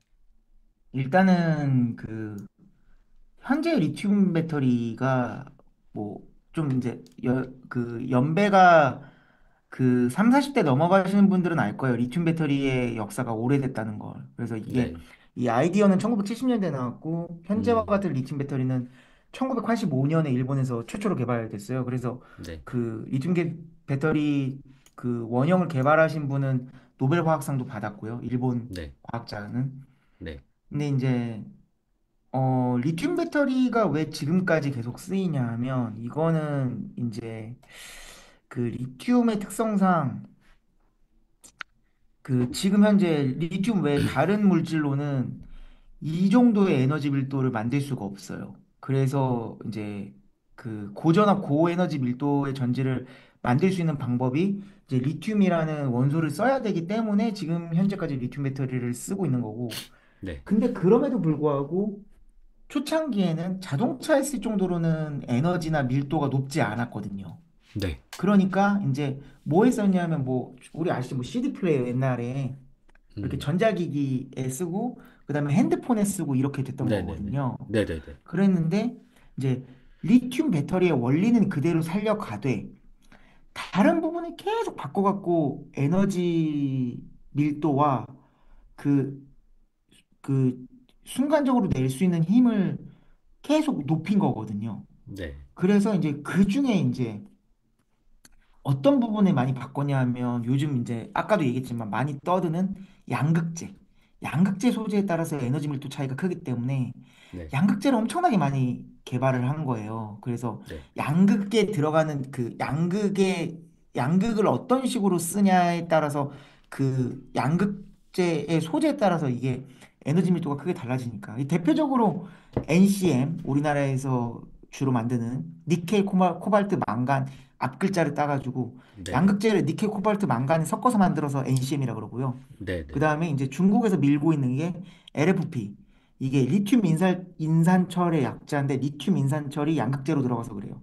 네. 그래서 이제 아까도 말씀드렸지만 우리나라에서는 이제 LFP를 무시한 이유가 에너지 밀도가 너무 낮으니까 LFP 없어질 거다. 대세는 NCM으로 갈 거다라고 막 그 국뽕 유튜버들이 막 그렇게 떠들었는데 지금 현실은 어떻게 됐냐면 LFP가 사실상 NCM보다 이제 점유율이 더 높아지기 시작했고 그 네. 다음에 LFP를 밀고 있는 중국의 그 배터리 기업들이 우리나라 그 배터리 회사들의 점유율을 다 밀어냈거든요. 그 네. 뒤늦게 지금 우리나라도 LFP 만들겠다 그러는데 지금 뭐 빨라야 지금 2026년이라고 얘기를 하고 있으니까 네네. 이런 면에 있어서는 전략적으로 잘못 선택을 한 거죠. 왜냐하면 처음에는 분명히 에너지 밀도가 LFP가 낮았어요. 네. 그런데 이게 워낙 싸니까. 네네. 특히 그 NCM은 코발트 같은 경우에는 이게 그 콩고에서 생산되기 때문에 굉장히 그 콩고가 지금 그 정치적으로 아, 불안정하거든요. 그 막 그리고 착취하고 막 이런 예, 것들이 노동 있는 착취, 거죠. 아동의 노동 착취한다 그래서 문제가 많아서 지금 코발트를 어떻게든 줄이려고 안간힘을 쓰고 있고, 그다음에 네. 니켈이랑 코발트는 니켈도 마찬가지고 코발트도 마찬가지지만 기본적인 가격이 너무 비싼 데다가 이게 변동성이 너무 심해요. 특히 네. 코발트는 정치적인 이슈 때문에 진짜 지정학적 이슈 때문에 변동성이 너무 심하고 반면에 LFP 같은 경우에는 리튬 인산철이기 때문에 리튬 같은 경우에는 니켈이나 코발트에 비해서는 구하기가 어렵진 않거든요. 네네. 순도를 높이는 게 좀 어려워서 그렇지. 네. 어쨌든 그래서 가격이 엄청나게 쌌단 말이에요. 그래서 중국 배터리 업체들이 어떻게 그 방향을 잡냐 하면 LFP를 쓰면서 그냥 여기서 어떻게든 진짜 또 마른 걸레 쥐었다 짜듯이 왜냐하면 가격이 저렴하니까 마른 걸레 음. 쥐었다듯이 LFP의 그런 어떤 에너지 밀도를 높여보자라고 연구를 엄청나게 한 거죠. 그래서 이제 대표적으로 뭐가 있냐 하면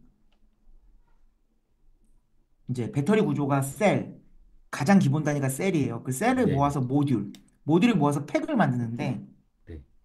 이렇게 하면 이제 문제가 뭐냐면 배터리 전체에서 실제 에너지가 저장되는 공간의 비중이 너무 낮은 거예요. 나머지는 음. 모듈 패키징, 팩 패키징 막 그런 패키징 그다음에 이제 뭐 거기에 이제 배터리 냉각돼야 되니까 막 냉각 장치들이 들어가 있고 막 이런 장치 저런 장치 막 들어가 있으니까 배터리는 겉으로 봐서는 엄청나게 큰데 실제로 셀이 차지하는 부피가 얼마 안 되는 거예요.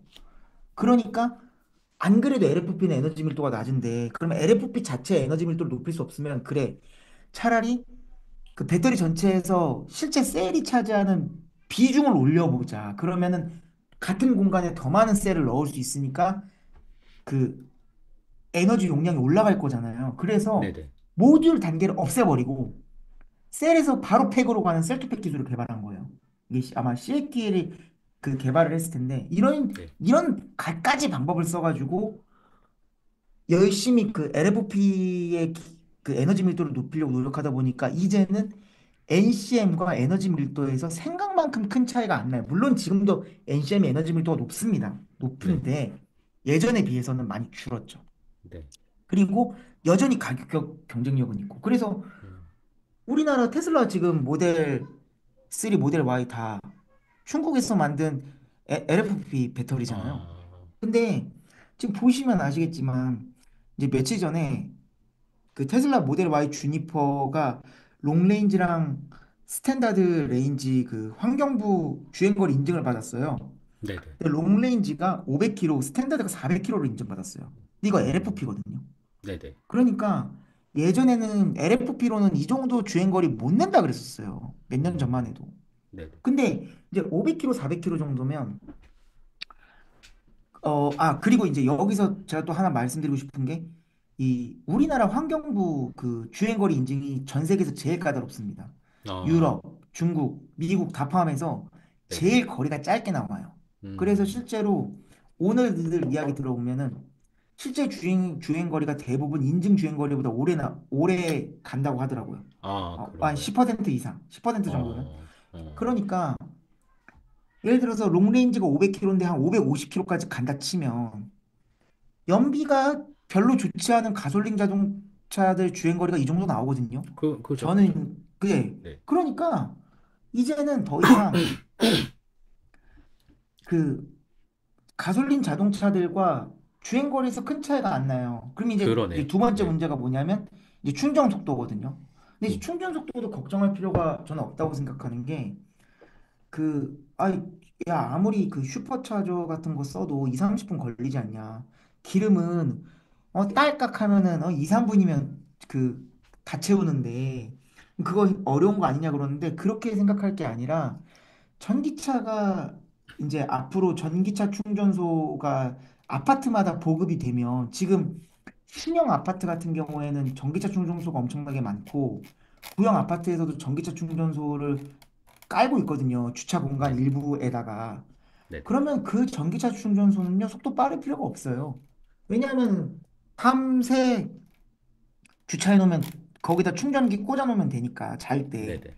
네. 7시간, 8시간 걸리면 완충돼 있고 그 어차피 매일매일 충전할 필요도 없잖아요. 네네. 그 주행거리가 떨어지면 그냥 오늘 하룻밤만 얘 물려놔야지 그러고 자고 일어나면 충전 다 돼 있으니까 그러니까 네네. 저는 이런 거는 그 이제 사는 환경에 따라 조금씩 다르겠지만 어차피 시간이 지나면 지날수록 전기차 인프라는 증가하기 때문에 특히 우리나라에서는 어차피 500km면 다 가잖아요. 국내 편도 기준으로는 나만 다 돌아다닐 수 있잖아요. 대한민국 다 돌아다닐 수 네네네. 있기 그죠, 때문에 그죠. 예, 그냥 우리가 속된 말로 집밥이라 그러는데 집밥이 확실하게 있으면 음, 저는 이 그 충전 속도는 아무 걱정이 없다고 생각을 해요. 실제로 제가 오너들 만나봐도 집밥 있는데 오히려 주유소 가는 게 더 귀찮다는 거예요. 막 저렴한 주유소 찾으려고 막 차 네네. 막힌데 막 왔다 갔다 하면은 30분씩 걸리고 그 시간이 네. 더 걸린다는 거예요. 예, 그냥 예. 아파트 우리 집 밑에 아니면 내가 일하는 회사에 전기차 충전소인데 그거 그냥 내가 일하는 동안에 하루 꽂아놓으면 일주일 동안 충전할 필요 없으니까 훨씬 네네. 편하다고. 주유소 안 가니까 그게 더 편하다고 하는 사람들도 있거든요. 그러니까 네네. 그런 식으로 이제 이해를 하셔야 되고, 그다음에 이제 장거리 같은 경우에 우리나라 말고요. 미국 같은 경우에는 진짜 충전 네트워크랑 충전 속도가 중요하죠. 왜냐하면 막 2,000km, 3,000km씩 가니까.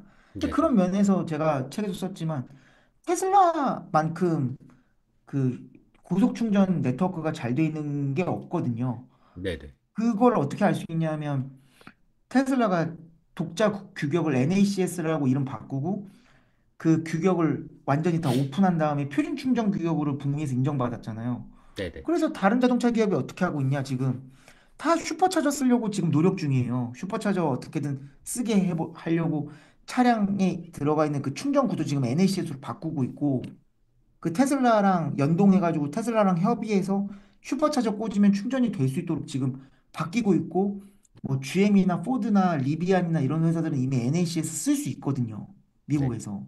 네네. 그러니까 이런 면에 있어서도 테슬라가 압도적으로 유리하죠. 지금 현재로는. 네. 그리고 그 전기 자동차가 폭발적으로 늘어나면 이제 충전소나 그런 전기 용량이 부족해지는 거 아니냐라는 우려가 있잖아요. 네네네. 그래서 테슬라는 미래를 바라보고 제가 앞에 말씀드렸던 ESS VPP를 구축하고 있는 거거든요. 그 태양광을 받아가지고 그 에너지를 저장해서 그 에너지를 적재적소에 뿌리고 그리고 그 에너지가 슈퍼차저를 또 통해서 자동차에 저장되면 자동차가 또 그 에너지가 저장된 상태로 돌아다니고 그 에너지 저장소가 되는 거죠. 움직이는 배터리가 되는 거죠. 그러니까 테슬라가 거기까지 바라보고 지금 그 에너지 생태계에서 에너지 생산, 분배, 저장, 사용까지 다 관할하고 있는 이유가 그것 때문이거든요. 네네. 그러니까 전기 자동차가 폭발적으로 늘어서 충전소가 부족해지는 거 아니냐라는 우려를 한다면 더더욱 테슬라에 투자해야죠. 그거를 대비하고 있는 회사가 테슬라밖에 없으니까. 음, 그러면 다른 회사들이 못하면 또 이것도 테슬라에게 의존할 거거든요. 슈퍼차저에 다, 의존하고 FSD에 의존하듯이 야, 너희 자연스럽게 네, 다 ESS 좀 가져가게 쓰면 되고. 안 되냐? 야, 너희 음, VPP 좀 갖다 쓰면 안 되냐? 이렇게 된다고요. 어, 그러니까 오히려 좋은 거죠. 그렇게 네네. 되면. 네네. 이렇게 그, 그, 이제 그렇다고 해서 그러면 모든 문제가 해결되냐? 그렇지는 않은 게 일단 배터리 비용이 아직도 많이 비싸고 동급 네. 내연기관 자동차 대비 예, 예. LFP도 비싸죠. 네네. 그리고 이제 충전 속도도 어쨌든 2, 30분은 걸리니까 음, 아무리 속도를 많이 줄여도 네. 근데 이제 이 부분에 대해서 저는 좀 새로운 관점을 제안하고 싶은 게 뜬금없을 수 있겠지만 로보택시 사이버캡이 이런 문제 해결책이 될 수가 있어요. 이게 어, 말이 안 된다고 생각할 때 로보택시랑 배터리 가격이랑 충전 속도랑 무슨 상관이야 이럴 수 있는데 네네. 사이버캡의 목표 가격이 3만 달러거든요. 네네. 3만 달러면 미국에서 현대자동차나 도요타나 폭스바겐 평균 판매가가 3만 달러 정도 돼요. 그러면 이제 내연기관 자동차랑 직접적으로 대중 브랜드 내연기관 자동차랑 직접적으로 경쟁할 수 있다는 건데 왜 이게 가능하냐? 사이버캡은 자율주행만 돼요. 네. 자율주행도 되는 게 아니고요. 자율주행밖에 안 다, 됩니다. 다 없으니까. 다 핸들도 없으니까요. 없고. 예. 왜 없앴을까 생각해 보면 자율주행 기술에 대한 자신감이기도 하지만 단가를 낮추기 위해서예요. 네. 왜냐하면 제가 이제 저희 아버지 회사가 조향장치 만든다 그랬잖아요. 아, 예, 그럼 예. 사람이 눈으로 보는 거는 핸들만 보이지만 그 네네. 밑에 수많은 부품들이 다 연결돼 있거든요. 그러니까 네네. 핸들을 뺀다는 건 그 부품들 다 뺀다는 거예요. 그죠? 네, 이런 식으로 부품이 빠지는 게 엄청나게 많아서 단가를 내릴 음, 수가 있는 거예요. 그리고 네네. 두 번째로 사이버캡은요, 배터리 용량이 클 필요가 없어요. 이걸 잘 음, 생각해. 사이버캡은요, 어, 어, 왜냐하면 충전 속도도 걱정할 필요가 없어요. 왜요? 왜냐하면 사이버캡을 이용하는 사람들, 제가 그 책에서 써놨지만 뉴욕시 같은 경우에 택시 이용객들 평균 거리가 10km도 안 되거든요. 네. 그러니까 사이버캡이 로보택시 서비스를 이용한다 그러면 대부분 단거리로 이용할 거기 때문에 네. 주행 거리가 400km, 500km, 1000km가 나올 필요가 없어요. 아, 아, 그렇잖아요. 그럼 이제 저희 어떻게 아버지가 되냐면, 개인 택시 하시는데 네, 하루에 한 200km 뛰시거든요. 많이 그러니까요. 뛰시면. 그러니까 많이 뛰면 그리고 그건 이제 사람이 운전하니까 200km라도 필요한 거지. 음, 사이버캡은 이제 주행 거리가 얼마일지 모르겠지만 그 주행 거리에 목매달 필요가 없는 게 사이버캡이 이제 배터리가 떨어지면 테슬라 예를 들면 중앙 서버나 이런 데서 야 너 A 사이버캠 너 무선 충전 들어가 있어. 그리고 야 그 지금 무선 충전에 완충된 B 사이버캠 너 나와서 아, 네가 가서 손님 받아. 이게 네네. 되잖아요. 네네네. 그러니까 충전 속도도 필요가 없고요. 주행 거리가 얼마인지 상관할 필요가 없는 거예요. 그러니까 대부분의 차만 예 많으면 그냥 시스템만 확실하고 알아서 차만 많으면 예 알아서 지가 환승하고, 어, 바꾸니까 네네. 그리고 그, 자, 그러면 이제 그래도 장거리를 뛰고 싶은 사람도 있을 거 아니에요. 네. 그러면 예를 들어 사이버캡이 주행거리가 200km, 300km밖에 안 되는데 나 예를 들어서 야, 나 그 로보택시로 사이버캡으로 서울에서 부산 갈 거야. 그럼 이때는 어떻게 하면 되냐면요. 사이버캡으로 바로 타면, 자율주행을 해서 근처 슈퍼차저에 응, 가요. 이제 배터리가 얼마 네, 다 떨어지면. 그러면 거기에 네네. 완충된 그 사이버캡 대기 시켜놓으라 그래서 갈아타면 돼요, 그냥. 어, 0.1, 그러네. 10초 만에 갈아타면 되잖아요. 네네네. 그러니까 아무 문제가 없는 거예요. 이게. 음, 그러니까 자율주행 시대가 오면요. 이런 어떤 뭐 배터리 용량이라든지 주행거리라든지 충전 속도 이런 거에 대해서 우리가 시시콜콜하게 따질 필요가 없는 거예요. 그냥 네, 우리한테는 언제나 넉넉한 주행거리에 배터리 충전이 된 사이버캡이 오고 여차하면은 그냥 사이버캡이 옆 사이버캡 충전 완충된 사이버캡 옆에 주차하면 우리는 그냥 옮겨 타기만 하면 되는 거거든요. 네네. 네, 그러니까 그런 부분에 있어서 절대 걱정을 하실 필요가 없다. 그래서 네. 이런 관점을 좀 보셔야 됩니다. 예, 예. 아, 그리고 뭐 말씀하신 거 외에도 뭐 또 기상천외한 방법이 나올 수도 있고 그러겠네요. 예, 진짜. 예, 예. 근데 이제 지금까지 나온 걸로만 봤을 때는 저는 네. 이런 부분으로 인해서 더 이상 고객들이 충전 거리, 충전 주행 거리나 충전 시간을 신경 쓸 필요가 없다고 보는 거죠. 예. 네네. 그걸 고려할 필요가 없다. 예. 네네. 아, 알겠습니다. 다음으로 책에서 보면은 제가 이제 인상이 되게 깊었는데 테슬라 자동차 보험의 장점이 너무 많더라고요. 그래서 이게 우리나라에서도 적용을 시킬 수 있을지 궁금했고 중국에서는 가능할 것 같기도 한데 이런 저런 장점이 되게 많은데 과연 미국에서 누릴 수 있는 테슬라의 장점을 우리나라에서 모두 누리는 게 가능할지 궁금하고 책에서 보니까 현대차 때문에 어려워 보이겠다는 생각을 하게 됐는데 그리고 또 궁금한 게 보험료 통계가 나온 거를 봤는데 그 버크셔 해서웨이에서 갖고 있는 가이코가 보험료가 가장 비싸더라고요. 그래서 워런 음, 버핏한테 영향도 많이 받으셨다고 했는데 워런 버핏은 자신이 죽어도 버크셔는 변함이 없을 거다라고 이야기를 하고 있는데 음, 테슬라의 생태계가 온다면 버크셔 해서웨이의 운명에 타격이 있을 거라고 보시나요? 뭐, 이제 약간 질문이 두 가지, 테슬라 보험에 관련된 질문이 두 예, 가지인 것 같은데, 네, 이제 저는 이제 좀 다른 부분도 마찬가지지만 우리나라가 걱정되는 것 중에 하나가 갈라파고스화 되고 있다는 거거든요. 네, 그래서 네, 이 중에서 특히 자동차 쪽은 현대자동차 그룹의 입김이 너무 세서 네, 이 사실 자동차 쪽도 갈라파고스화 지금 되고 있어요. 특히 이제 음, 자동차가 단순히 이동 수단이 아니라 스마트 기기로 전환하는 시점에서 이제 사람들이 이제 착각하는 게 뭐 현대자동차가 뇌물을 뿌리는 거냐, 무슨 뭐 로비를 하는 거냐 이렇게 얘기하고 있는데 아, 실제로 뇌물을 뿌리거나 로비를 하는지는 저는 모릅니다. 근데 네, 제가 느꼈을 때 제가 업계에 있었잖아요. 네, 네, 그럴 필요가 없어요. 그런 걸 음, 할 필요조차 없습니다. 왜냐하면 우리나라에서 팔리는 자동차의 80% 정도가 현대자동차 그룹이고요. 우리나라 자동차 부품 업체 중에 80%가 현대자동차 그룹에 납품을 많이든 조금이든 다 해서 직간접적으로 연결돼 있어요. 네, 그러니까 자동차 산업을 대한민국 자동차 산업을 사실상 현대자동차 그룹이 좌지우지하고 있거든요. 네, 네, 그리고 정부 기관 중에 자동차 관련된 정부 기관들 많을 거 아니에요. 뭐 국토교통부부터 시작해서 네, 뭐 그 자동차안전연구원, 한국교통안전공단 이런 데도요. 현대자동차 그룹 출신들이 상당히 많습니다. 이미. 음, 예. 그러니까 이거는 뭐 좋고 나쁘고 뭐 뇌물을 줬냐, 로비를 했냐 이런 걸 떠나서 자동차 관련 규제랑 정책이 현재 자동차가 기준이 될 수밖에 없어요.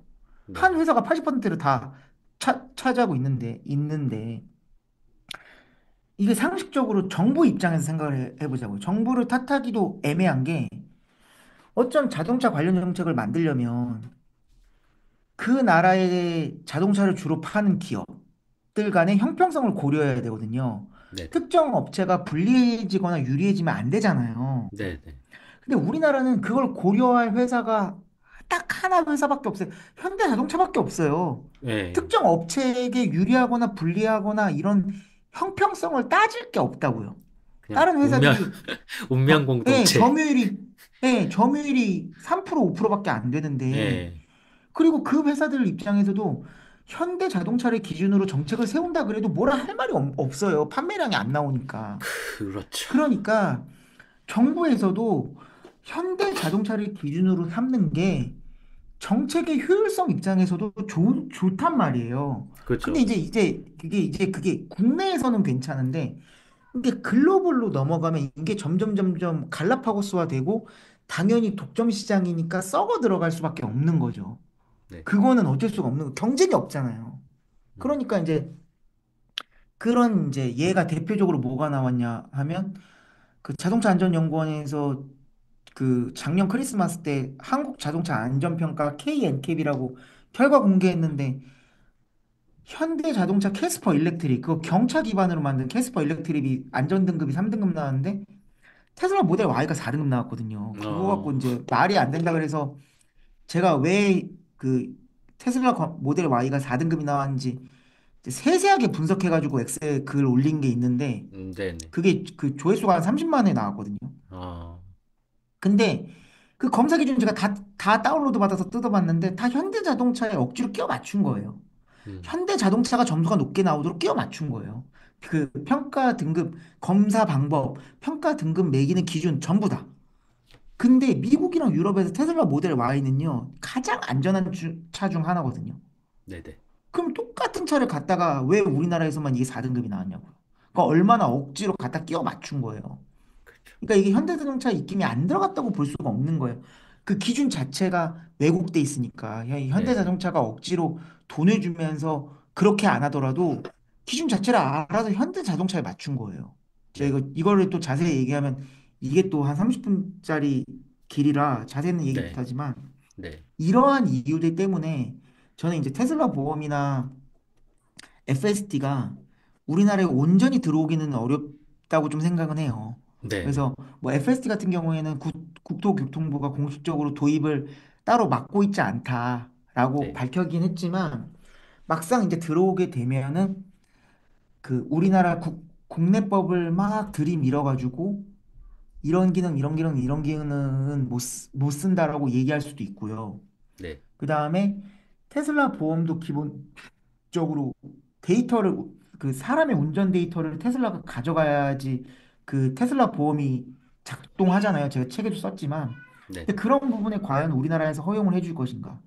그리고 이제 그 테슬라 보험 같은 경우에는 자동차 기업이랑 싸우는 게 아니라 보험회사랑 싸우는 거잖아요. 그러면 네네네. 국내 보험회사들이 그걸 가만 냅둘 것인가? 그거를 아, 경쟁을 허용을 해줄 것인가? 이런 문제들이 이제 고려를 해야 되거든요. 네네.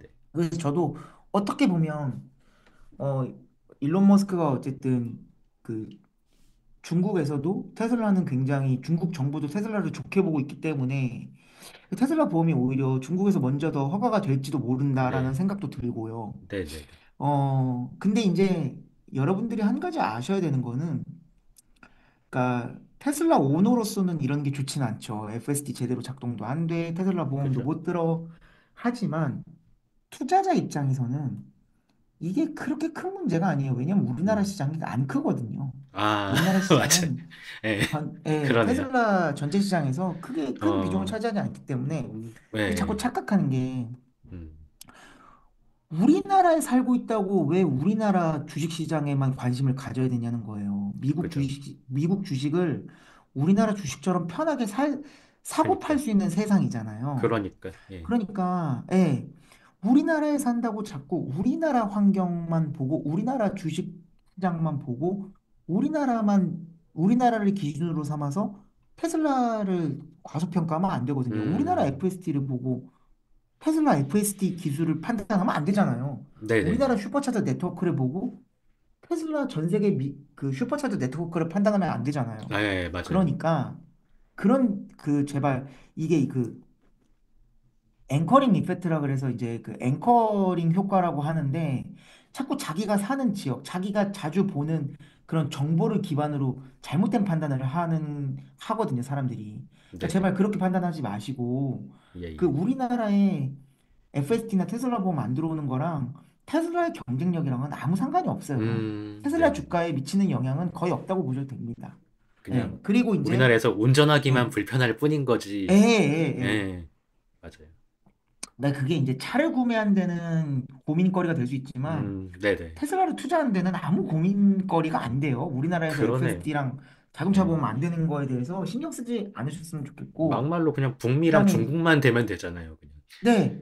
네, 북미랑 중국만 돼도 네, 되거든요. 네, 그래서 그렇게만 생각하시면 되고, 네, 그리고 이제 워런 버핏이 그 버크셔에서의 주주총회 때 이제 그 FSD가 활성화되면은 사고율이 떨어지니까 그 보험업계의 볼륨 전체가 줄어들어서 네, 보험업계에는 좋지 않겠지만 그 사고율이 줄어드는 만큼 그 세상에는 더 좋을 것이다 이런 식으로 이제 말을 했었고 제가 그걸 인용해서 책에서 썼는데 네, 이제 이걸 왜 워런 버핏이 말했냐 하면 워런 버핏이 테슬라에 투자하려고 그런 얘기를 한 게 아니라 워런 버핏이 그 버크셔 해서웨이가 가이코를 소유하고 있기 때문이거든요. 그니까요. 네, 가이코가 예, 미국 그 자동차 보험업계 1위입니다. 그래서 네, 네, 가이코를 소유하고 있기 때문에 그 얘기를 한 거예요. 그러니까 예, 이 말은 테슬라가 이제는 자동차 보험 업계에도 영향을 미친다라는 뜻이에요. 그죠. FSD를 예,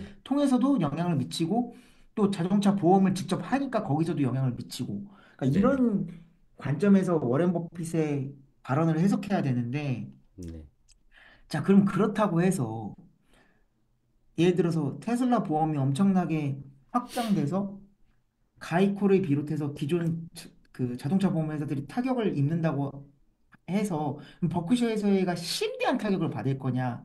저는 그렇게 보지는 않아요. 버크셔 해서웨이가 왜냐하면 가이코만 갖고 있는 게 아니고 네, 네, 버크셔 해서웨이는 또 투자로 수익을 내는 회사잖아요. 물론 네, 네, 운영하고 있는 회사들도 많지만 네, 네, 그러니까 버크셔 해서웨이의 그 회사 규모는 상상을 초월할 정도로 크기 그죠. 때문에 네, 네, 이것 때문에 뭐 버크셔 해서웨이가 치명적인 타격을 받는다 이렇게는 보지 않지만 분명히 네, 네, 영향은 받을 거고 음, 그리고 이제 장기적으로 봤을 때 버크셔 해서웨이가 봤을 때 테슬라가 확실하게 그 돈 버는 모델이 그 있다라고 판단이 되면 지금은 테슬라에 대해서 투자 생각이 전혀 없다고 하지만 미래에는 바뀔 수도 있거든요. 애플을 네, 보시면 네, 아는 게 버크셔세가 애플 투자를 그렇게 빨리 시작하지 않아요. 막 초창기부터 시작하지 않았어요. 네, 근데 네, 애플 최근에는 이제 많이 팔았지만 애플 주식을 상당히 오래 갖고 투자를 했거든요. 네, 네, 저는 워런 버핏은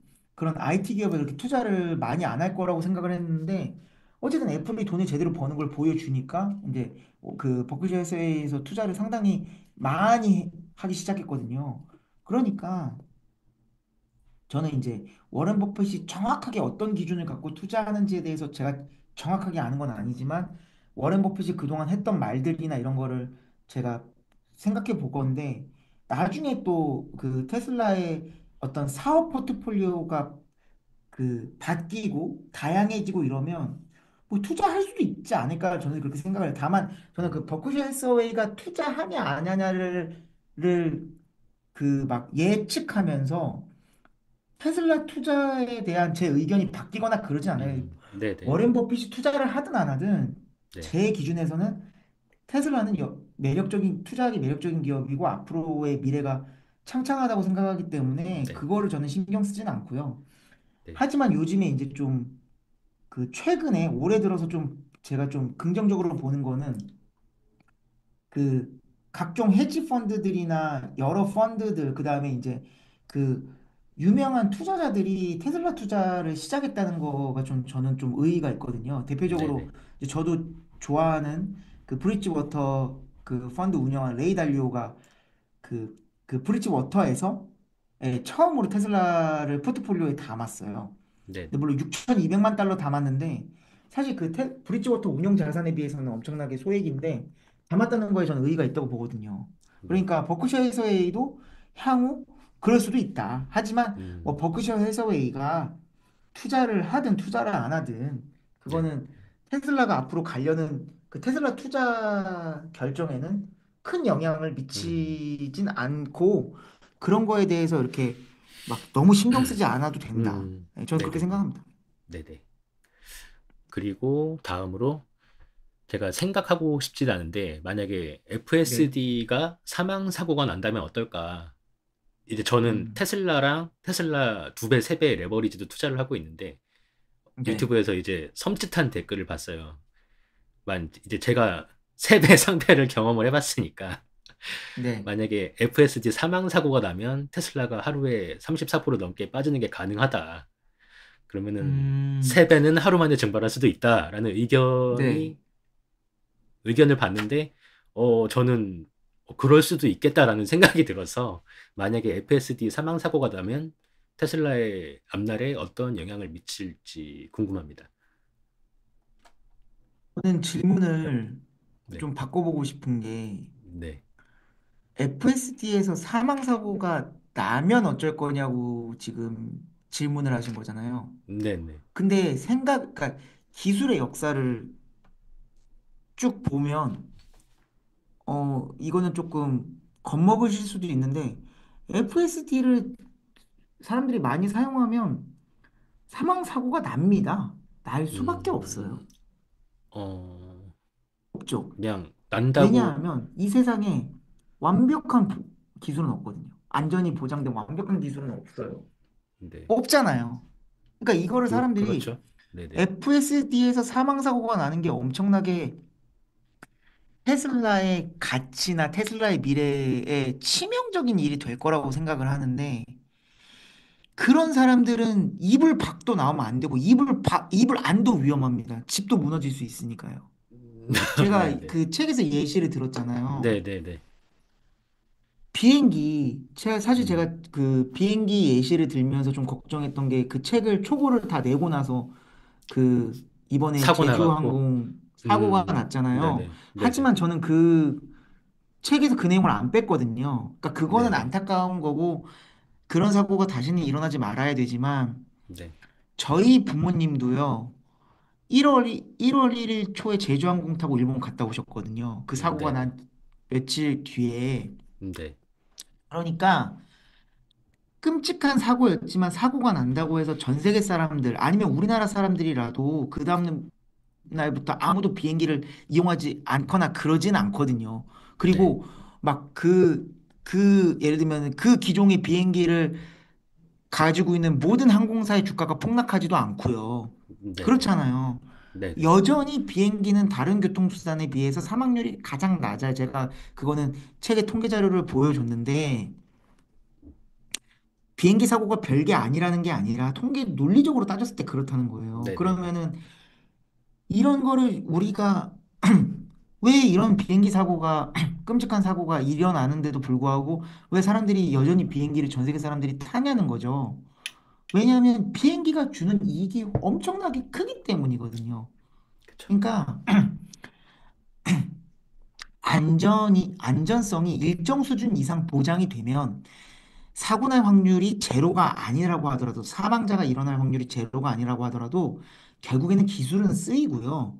그 뒤에 사고가 났을 때 어떻게 해결할 것인지에 대한 제도가 나와요.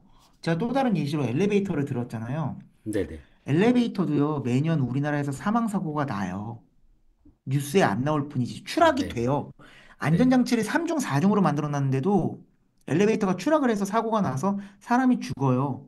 근데 그렇다고 해서 엘리베이터 안 쓰는 거 아니잖아요. 그러면 엘리베이터 한 사람이라도 죽으면 엘리베이터 쓰면 안 돼. 그러면 지금까지 10층 이상의 건물은 하나도 없었을 거예요.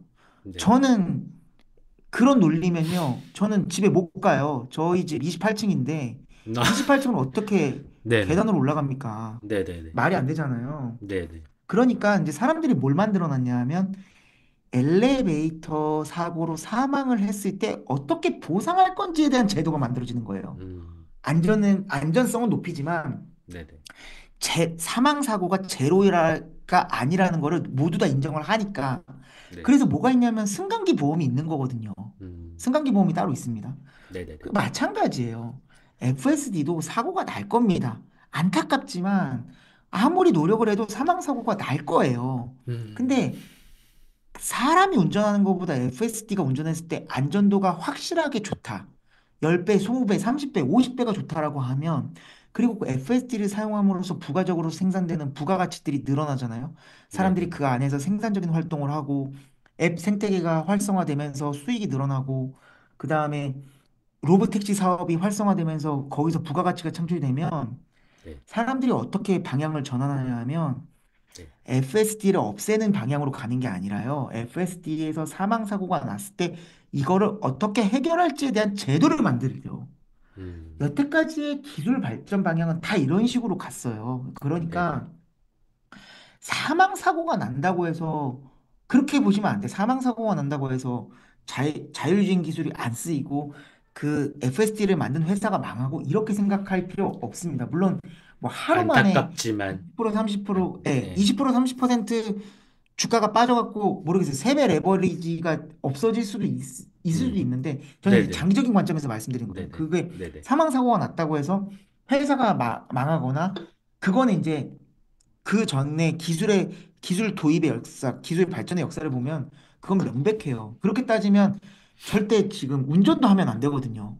그죠, 그죠, 그런 논리면. 네네, 예, 하루에도 교통사고로 죽는 사람이 얼마나 많아요. 그렇다고 해서 저희가 엘리베이터 탈 때 사망사고 날까 걱정하고 자동차 운전하면서 사망사고 날까 걱정하진 않잖아요. 저도 네네, 매일매일 유치원 애 등하원 시키면서 애를 차에다 태우는데 그런 생각하면 어떻게 차에다 태워요? 그러니까 FSD가 사람이 운전하는 것보다 확실하게 안전하다라는 보장이 되면 그리고 그게 사회적 합의가 이루어지고 사망 사고가 일어났을 때의 제도적 장치가 구성이 되면 이 FSD가 주는 그 부가가치가 너무너무 크기 때문에 네네, 쓰게 돼 있습니다. 그리고 네네, 그 FSD 한번 겪어보면 그 사람 눈으로 앞을 보고만 있어야 되는데도 딴짓을 못 하는데도 너무너무 편하고 좋다고 하거든요. 네네.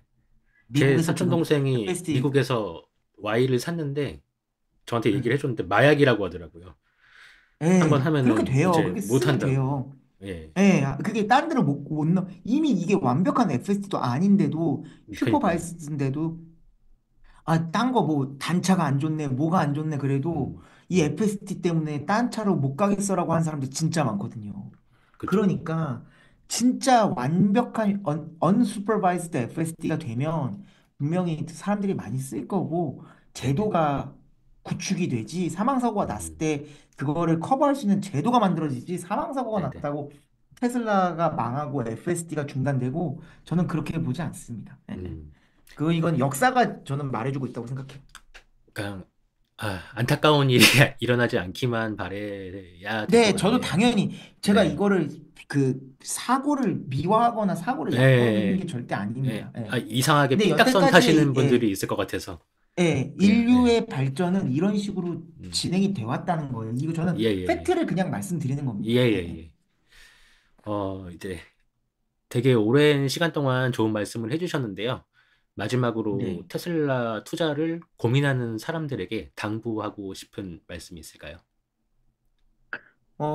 사실 제가 언론에 대한 부분을 굉장히 많은 분량을 할애해서 책에다가 써놨거든요. 네, 맞아요. 근데 그렇더라고요. 이제 제가 이제 비하인드 스토리를 말씀드리면 제가 초고에다가 그걸 넣고 출판사에 보냈더니 네. 출판사에서 그 부분에 다 삭제를 제안을 했어요. 왜냐하면 어, 테슬라라는 기업이 어떤 기업인지 알리는 책인데 상관없어 보인다. 네, 테슬라와.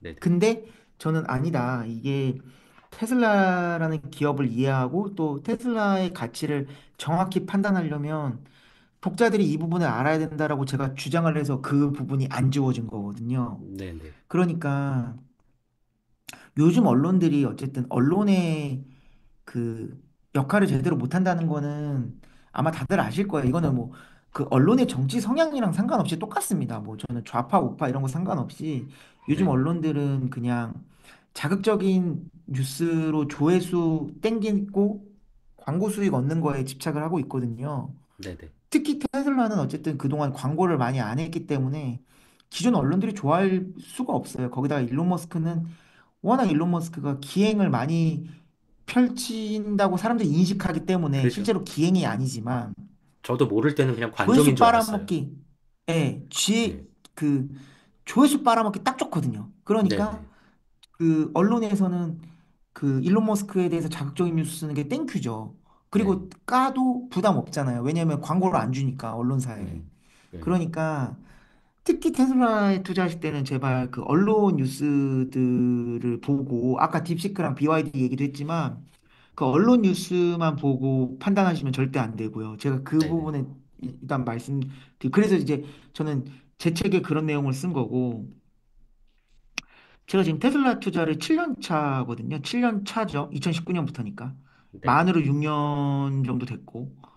그러면 제가 아마 그 슈퍼노멀 채널 구독자님들 90% 이상은 저보다 테슬라 투자 기간이 짧았을 거예요. 그럼 제가 테슬라에 네네. 대해서 안 좋은 뉴스를 지난 7년간 몇 번 들었을 거냐는 거죠. 1000번, 2000번, 3000번? 근데 셀 수 저는 그런 없겠죠. 거, 네네.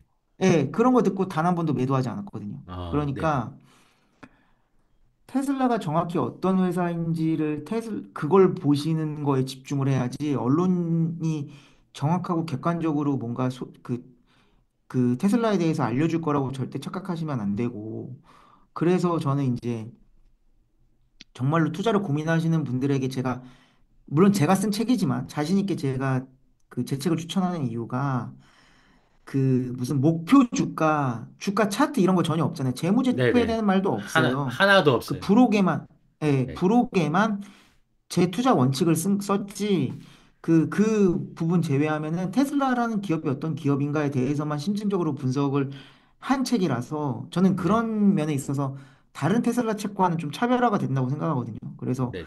정말로 테슬라의 본질을 알고 싶다. 네. 그리고 그런 어떤 그 자극적인 뉴스나 단기적인 이슈에 흔들리지 않고 싶다라고 생각하시면 제 네. 책을 사서 좀 읽어보시고 앞으로도 그런 그 이런 뭐 자극적인 뉴스에 좀 흔들리지 않으셨으면 좋겠다. 이거는 음, 사실 테슬라뿐만 아니라 다른 기업 투자할 때도 마찬가지예요. 뭐 맞습니다.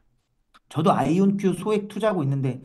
슈퍼노멀님 아이온큐 투자하고 계시잖아요. 슈퍼 그 네네네. 아이온큐도 마찬가지고 네네. 다른 기업들도 뭐 요즘에 뭐 잘 나간다는 플란티어나 이런 음, 기업들부터 시작해서 모든 네. 기업 다 마찬가지지만 그 언론이 만드는 그 노이즈에 흔들리지 말고 장기 음, 투자할 거라면 이 기업이 정말 좋은 기업인가 그거에 네. 대해서만 좀 집중해서 공부하시면 네. 저는 장기적으로 봤을 때 네. 투자로 누구나 그 의미 있는 돈을 저는 벌 수 있을 거라고 생각해요. 네. 네네. 알겠습니다. 오늘 좋은 네. 말씀 너무 감사드리고요. 이렇게 인연이 아닙니다. 됐으니까 또 언젠가 다시 이야기를 나눌 수 있는 기회가 네네네. 있었으면 또 좋겠습니다. 이게 저도 이게 속된 말로 쿨타임이 차면 네. 네, 그 기존에 인터뷰했던 분들도 네네네. 이제 저는 자주는 안 하는데 네. 뭐 보통 뭐 한 1년에 한 번, 뭐 6개월에 한 번 그러면 음, 이제 또 새로운 소식들이 나오잖아요. 그렇게 네네네. 이제 쿨타임이 한 번 차면 또 그냥 그때 한 번 네. 인터뷰하고 이런 식으로 원래 진행은 했었으니까 네네. 저도 예, 하여튼 저도 슈퍼노멀님 영상을 몇 개 찾아봤는데 좀 네. 투자로 예, 크게 성공을 하셨으면 좋겠고 네네. 네, 그 좀 그 투자할 때 어떤 기업을 투자하든 그 기업의 가치를 보고 좀 꾸준하게 투자를 했으면 좋겠다. 예. 네네. 저 되게 신기하게 보거든요. 제가 7년 네. 동안 한 번도 안 팔았다 그러니까. 근데 네, 저는 그죠. 딱히 팔 이유가 없어서 안 판 네. 거거든요. 네네. 기업이 좋으니까 그냥 갖고 있었던 것뿐인데 맞아요. 그 저는 그게 오히려 조금 그래서 나처럼 투자한 사람들이 이 세상에 많지는 않구나. 근데 근데 저 그게 어쨌든 저는 너무 좋은데, 그거를 7년 전에 그거를 알아보셨다는 게 너무 부러워요. 에이 아니에요. 아, 그때도 이게 네. 똑같아요. 그때도 저는 늦었다고 생각했어요. 음, 그때도. 네네. 왜냐하면 2014년, 2013년에 투자하신 분들은 이미 2020년쯤에 몇십 배의 수익을 얻었거든요. 제가 책에도 네네. 썼는데 기업이 앞으로도 발전할 가능성이 보이면 전 네. 지금도 뭐 어쨌든 뭐 목표 주가 말씀하시는 분들 중에서 음, 5배에서 10배 보시는 분들 계시거든요. 그러면 네네. 그것도 저는 나쁜 게 아니에요. 아니, 어떤 기업 투자해갖고 5배에서 10배를 쉽게 그 수익률을 내요. 그런 사람들이 그죠. 어디 있어요. 쉽지 그래서 저는 않죠. 엔비디아는 지금 저는 이건 뭐 방송에 안 나올 것 같긴 한데 엔비디아도 저는 지금 넘었거든요. 어, 엔비디아는 그 비중이 크진 않은데 근데 네네네. 저는 엔비디아도 그렇게 일찍 투자하지 않았고 엔비디아 음, 그 뭐지? 그 채굴기 거품 빠졌을 때, 그 비트코인 네네네. 거품 빠졌을 때, 전 작사를 났었어요. 근데 전 그냥 계속 들고 있었거든요.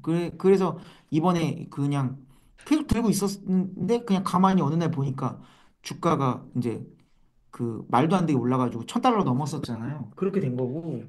그러니까 이제 그런 거에 대해서 너무, 어, 늦었다고. 그리고 예를 들어서 음, 이제 테슬라가 좀 늦었다고 생각하면 또 다음 회사들이 또 있거든요. 지금 또 작년부터 또 팔란티어, 아이온큐도 마찬가지고. 전 네네네. 팔란티어 아이온큐를 작년 상반기에 들어갔어요. 네네. 액수는 아주 적지만.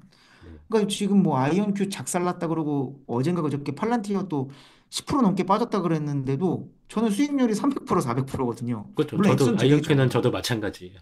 예, 예. 마찬가지인데. 그러니까 네. 예, 앞으로도 그 비전을 보시고 근데 팔란티어랑 그 아이온큐는 아직 제대로 시작도 안 했잖아요. 그죠. 본격적으로 뭐 수익이 음, 제대로 나는 것도 아니고 막 네. 규모의 경제를 막 일으킨 것도 아니고 테슬라보다도 앞단계란 말이에요. 네네. 그러니까 절대 그거를 욕심을 부려서 그런 거예요. 그러니까 네네.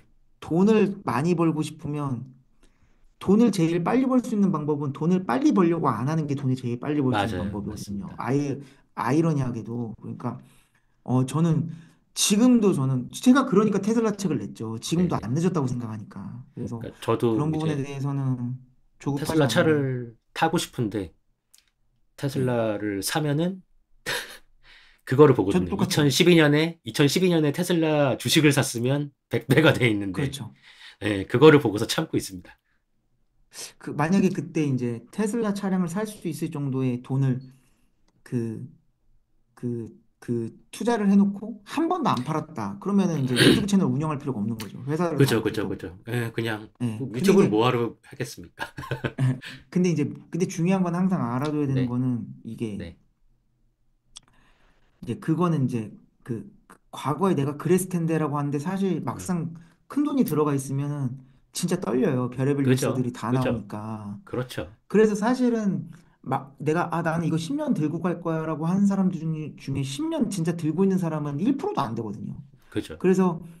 그래서 이제 그런 어떤 멘탈 관리나 이런 거가 저는 투자에서 제일 중요한 게 멘탈 관리라고 생각하고 네네, 그래서 저길 많이 봐야 된다고 생각하거든요. 네네. 심리학 책, 뇌과학 책을 투자할 때 많이 봐야 된다고 생각을 음, 해요. 그래서 저도 심리학 책은 보고 있어요. 그래갖고, 예, 그게 제일 네, 저는 뭐라 그래야 되지? 제일 영향을 많이 줬어요. 이 네네, 테슬라에 대한 그 경쟁력도 도움을 많이 좋은데 그리고 저는 이제 아내가 도움 많이 주죠. 아내는 진짜 음, 가격도 몰라요. 네네. 넣어놓으면 까먹어요. 그러니까 그런 식으로 투자를 해가지고 하여튼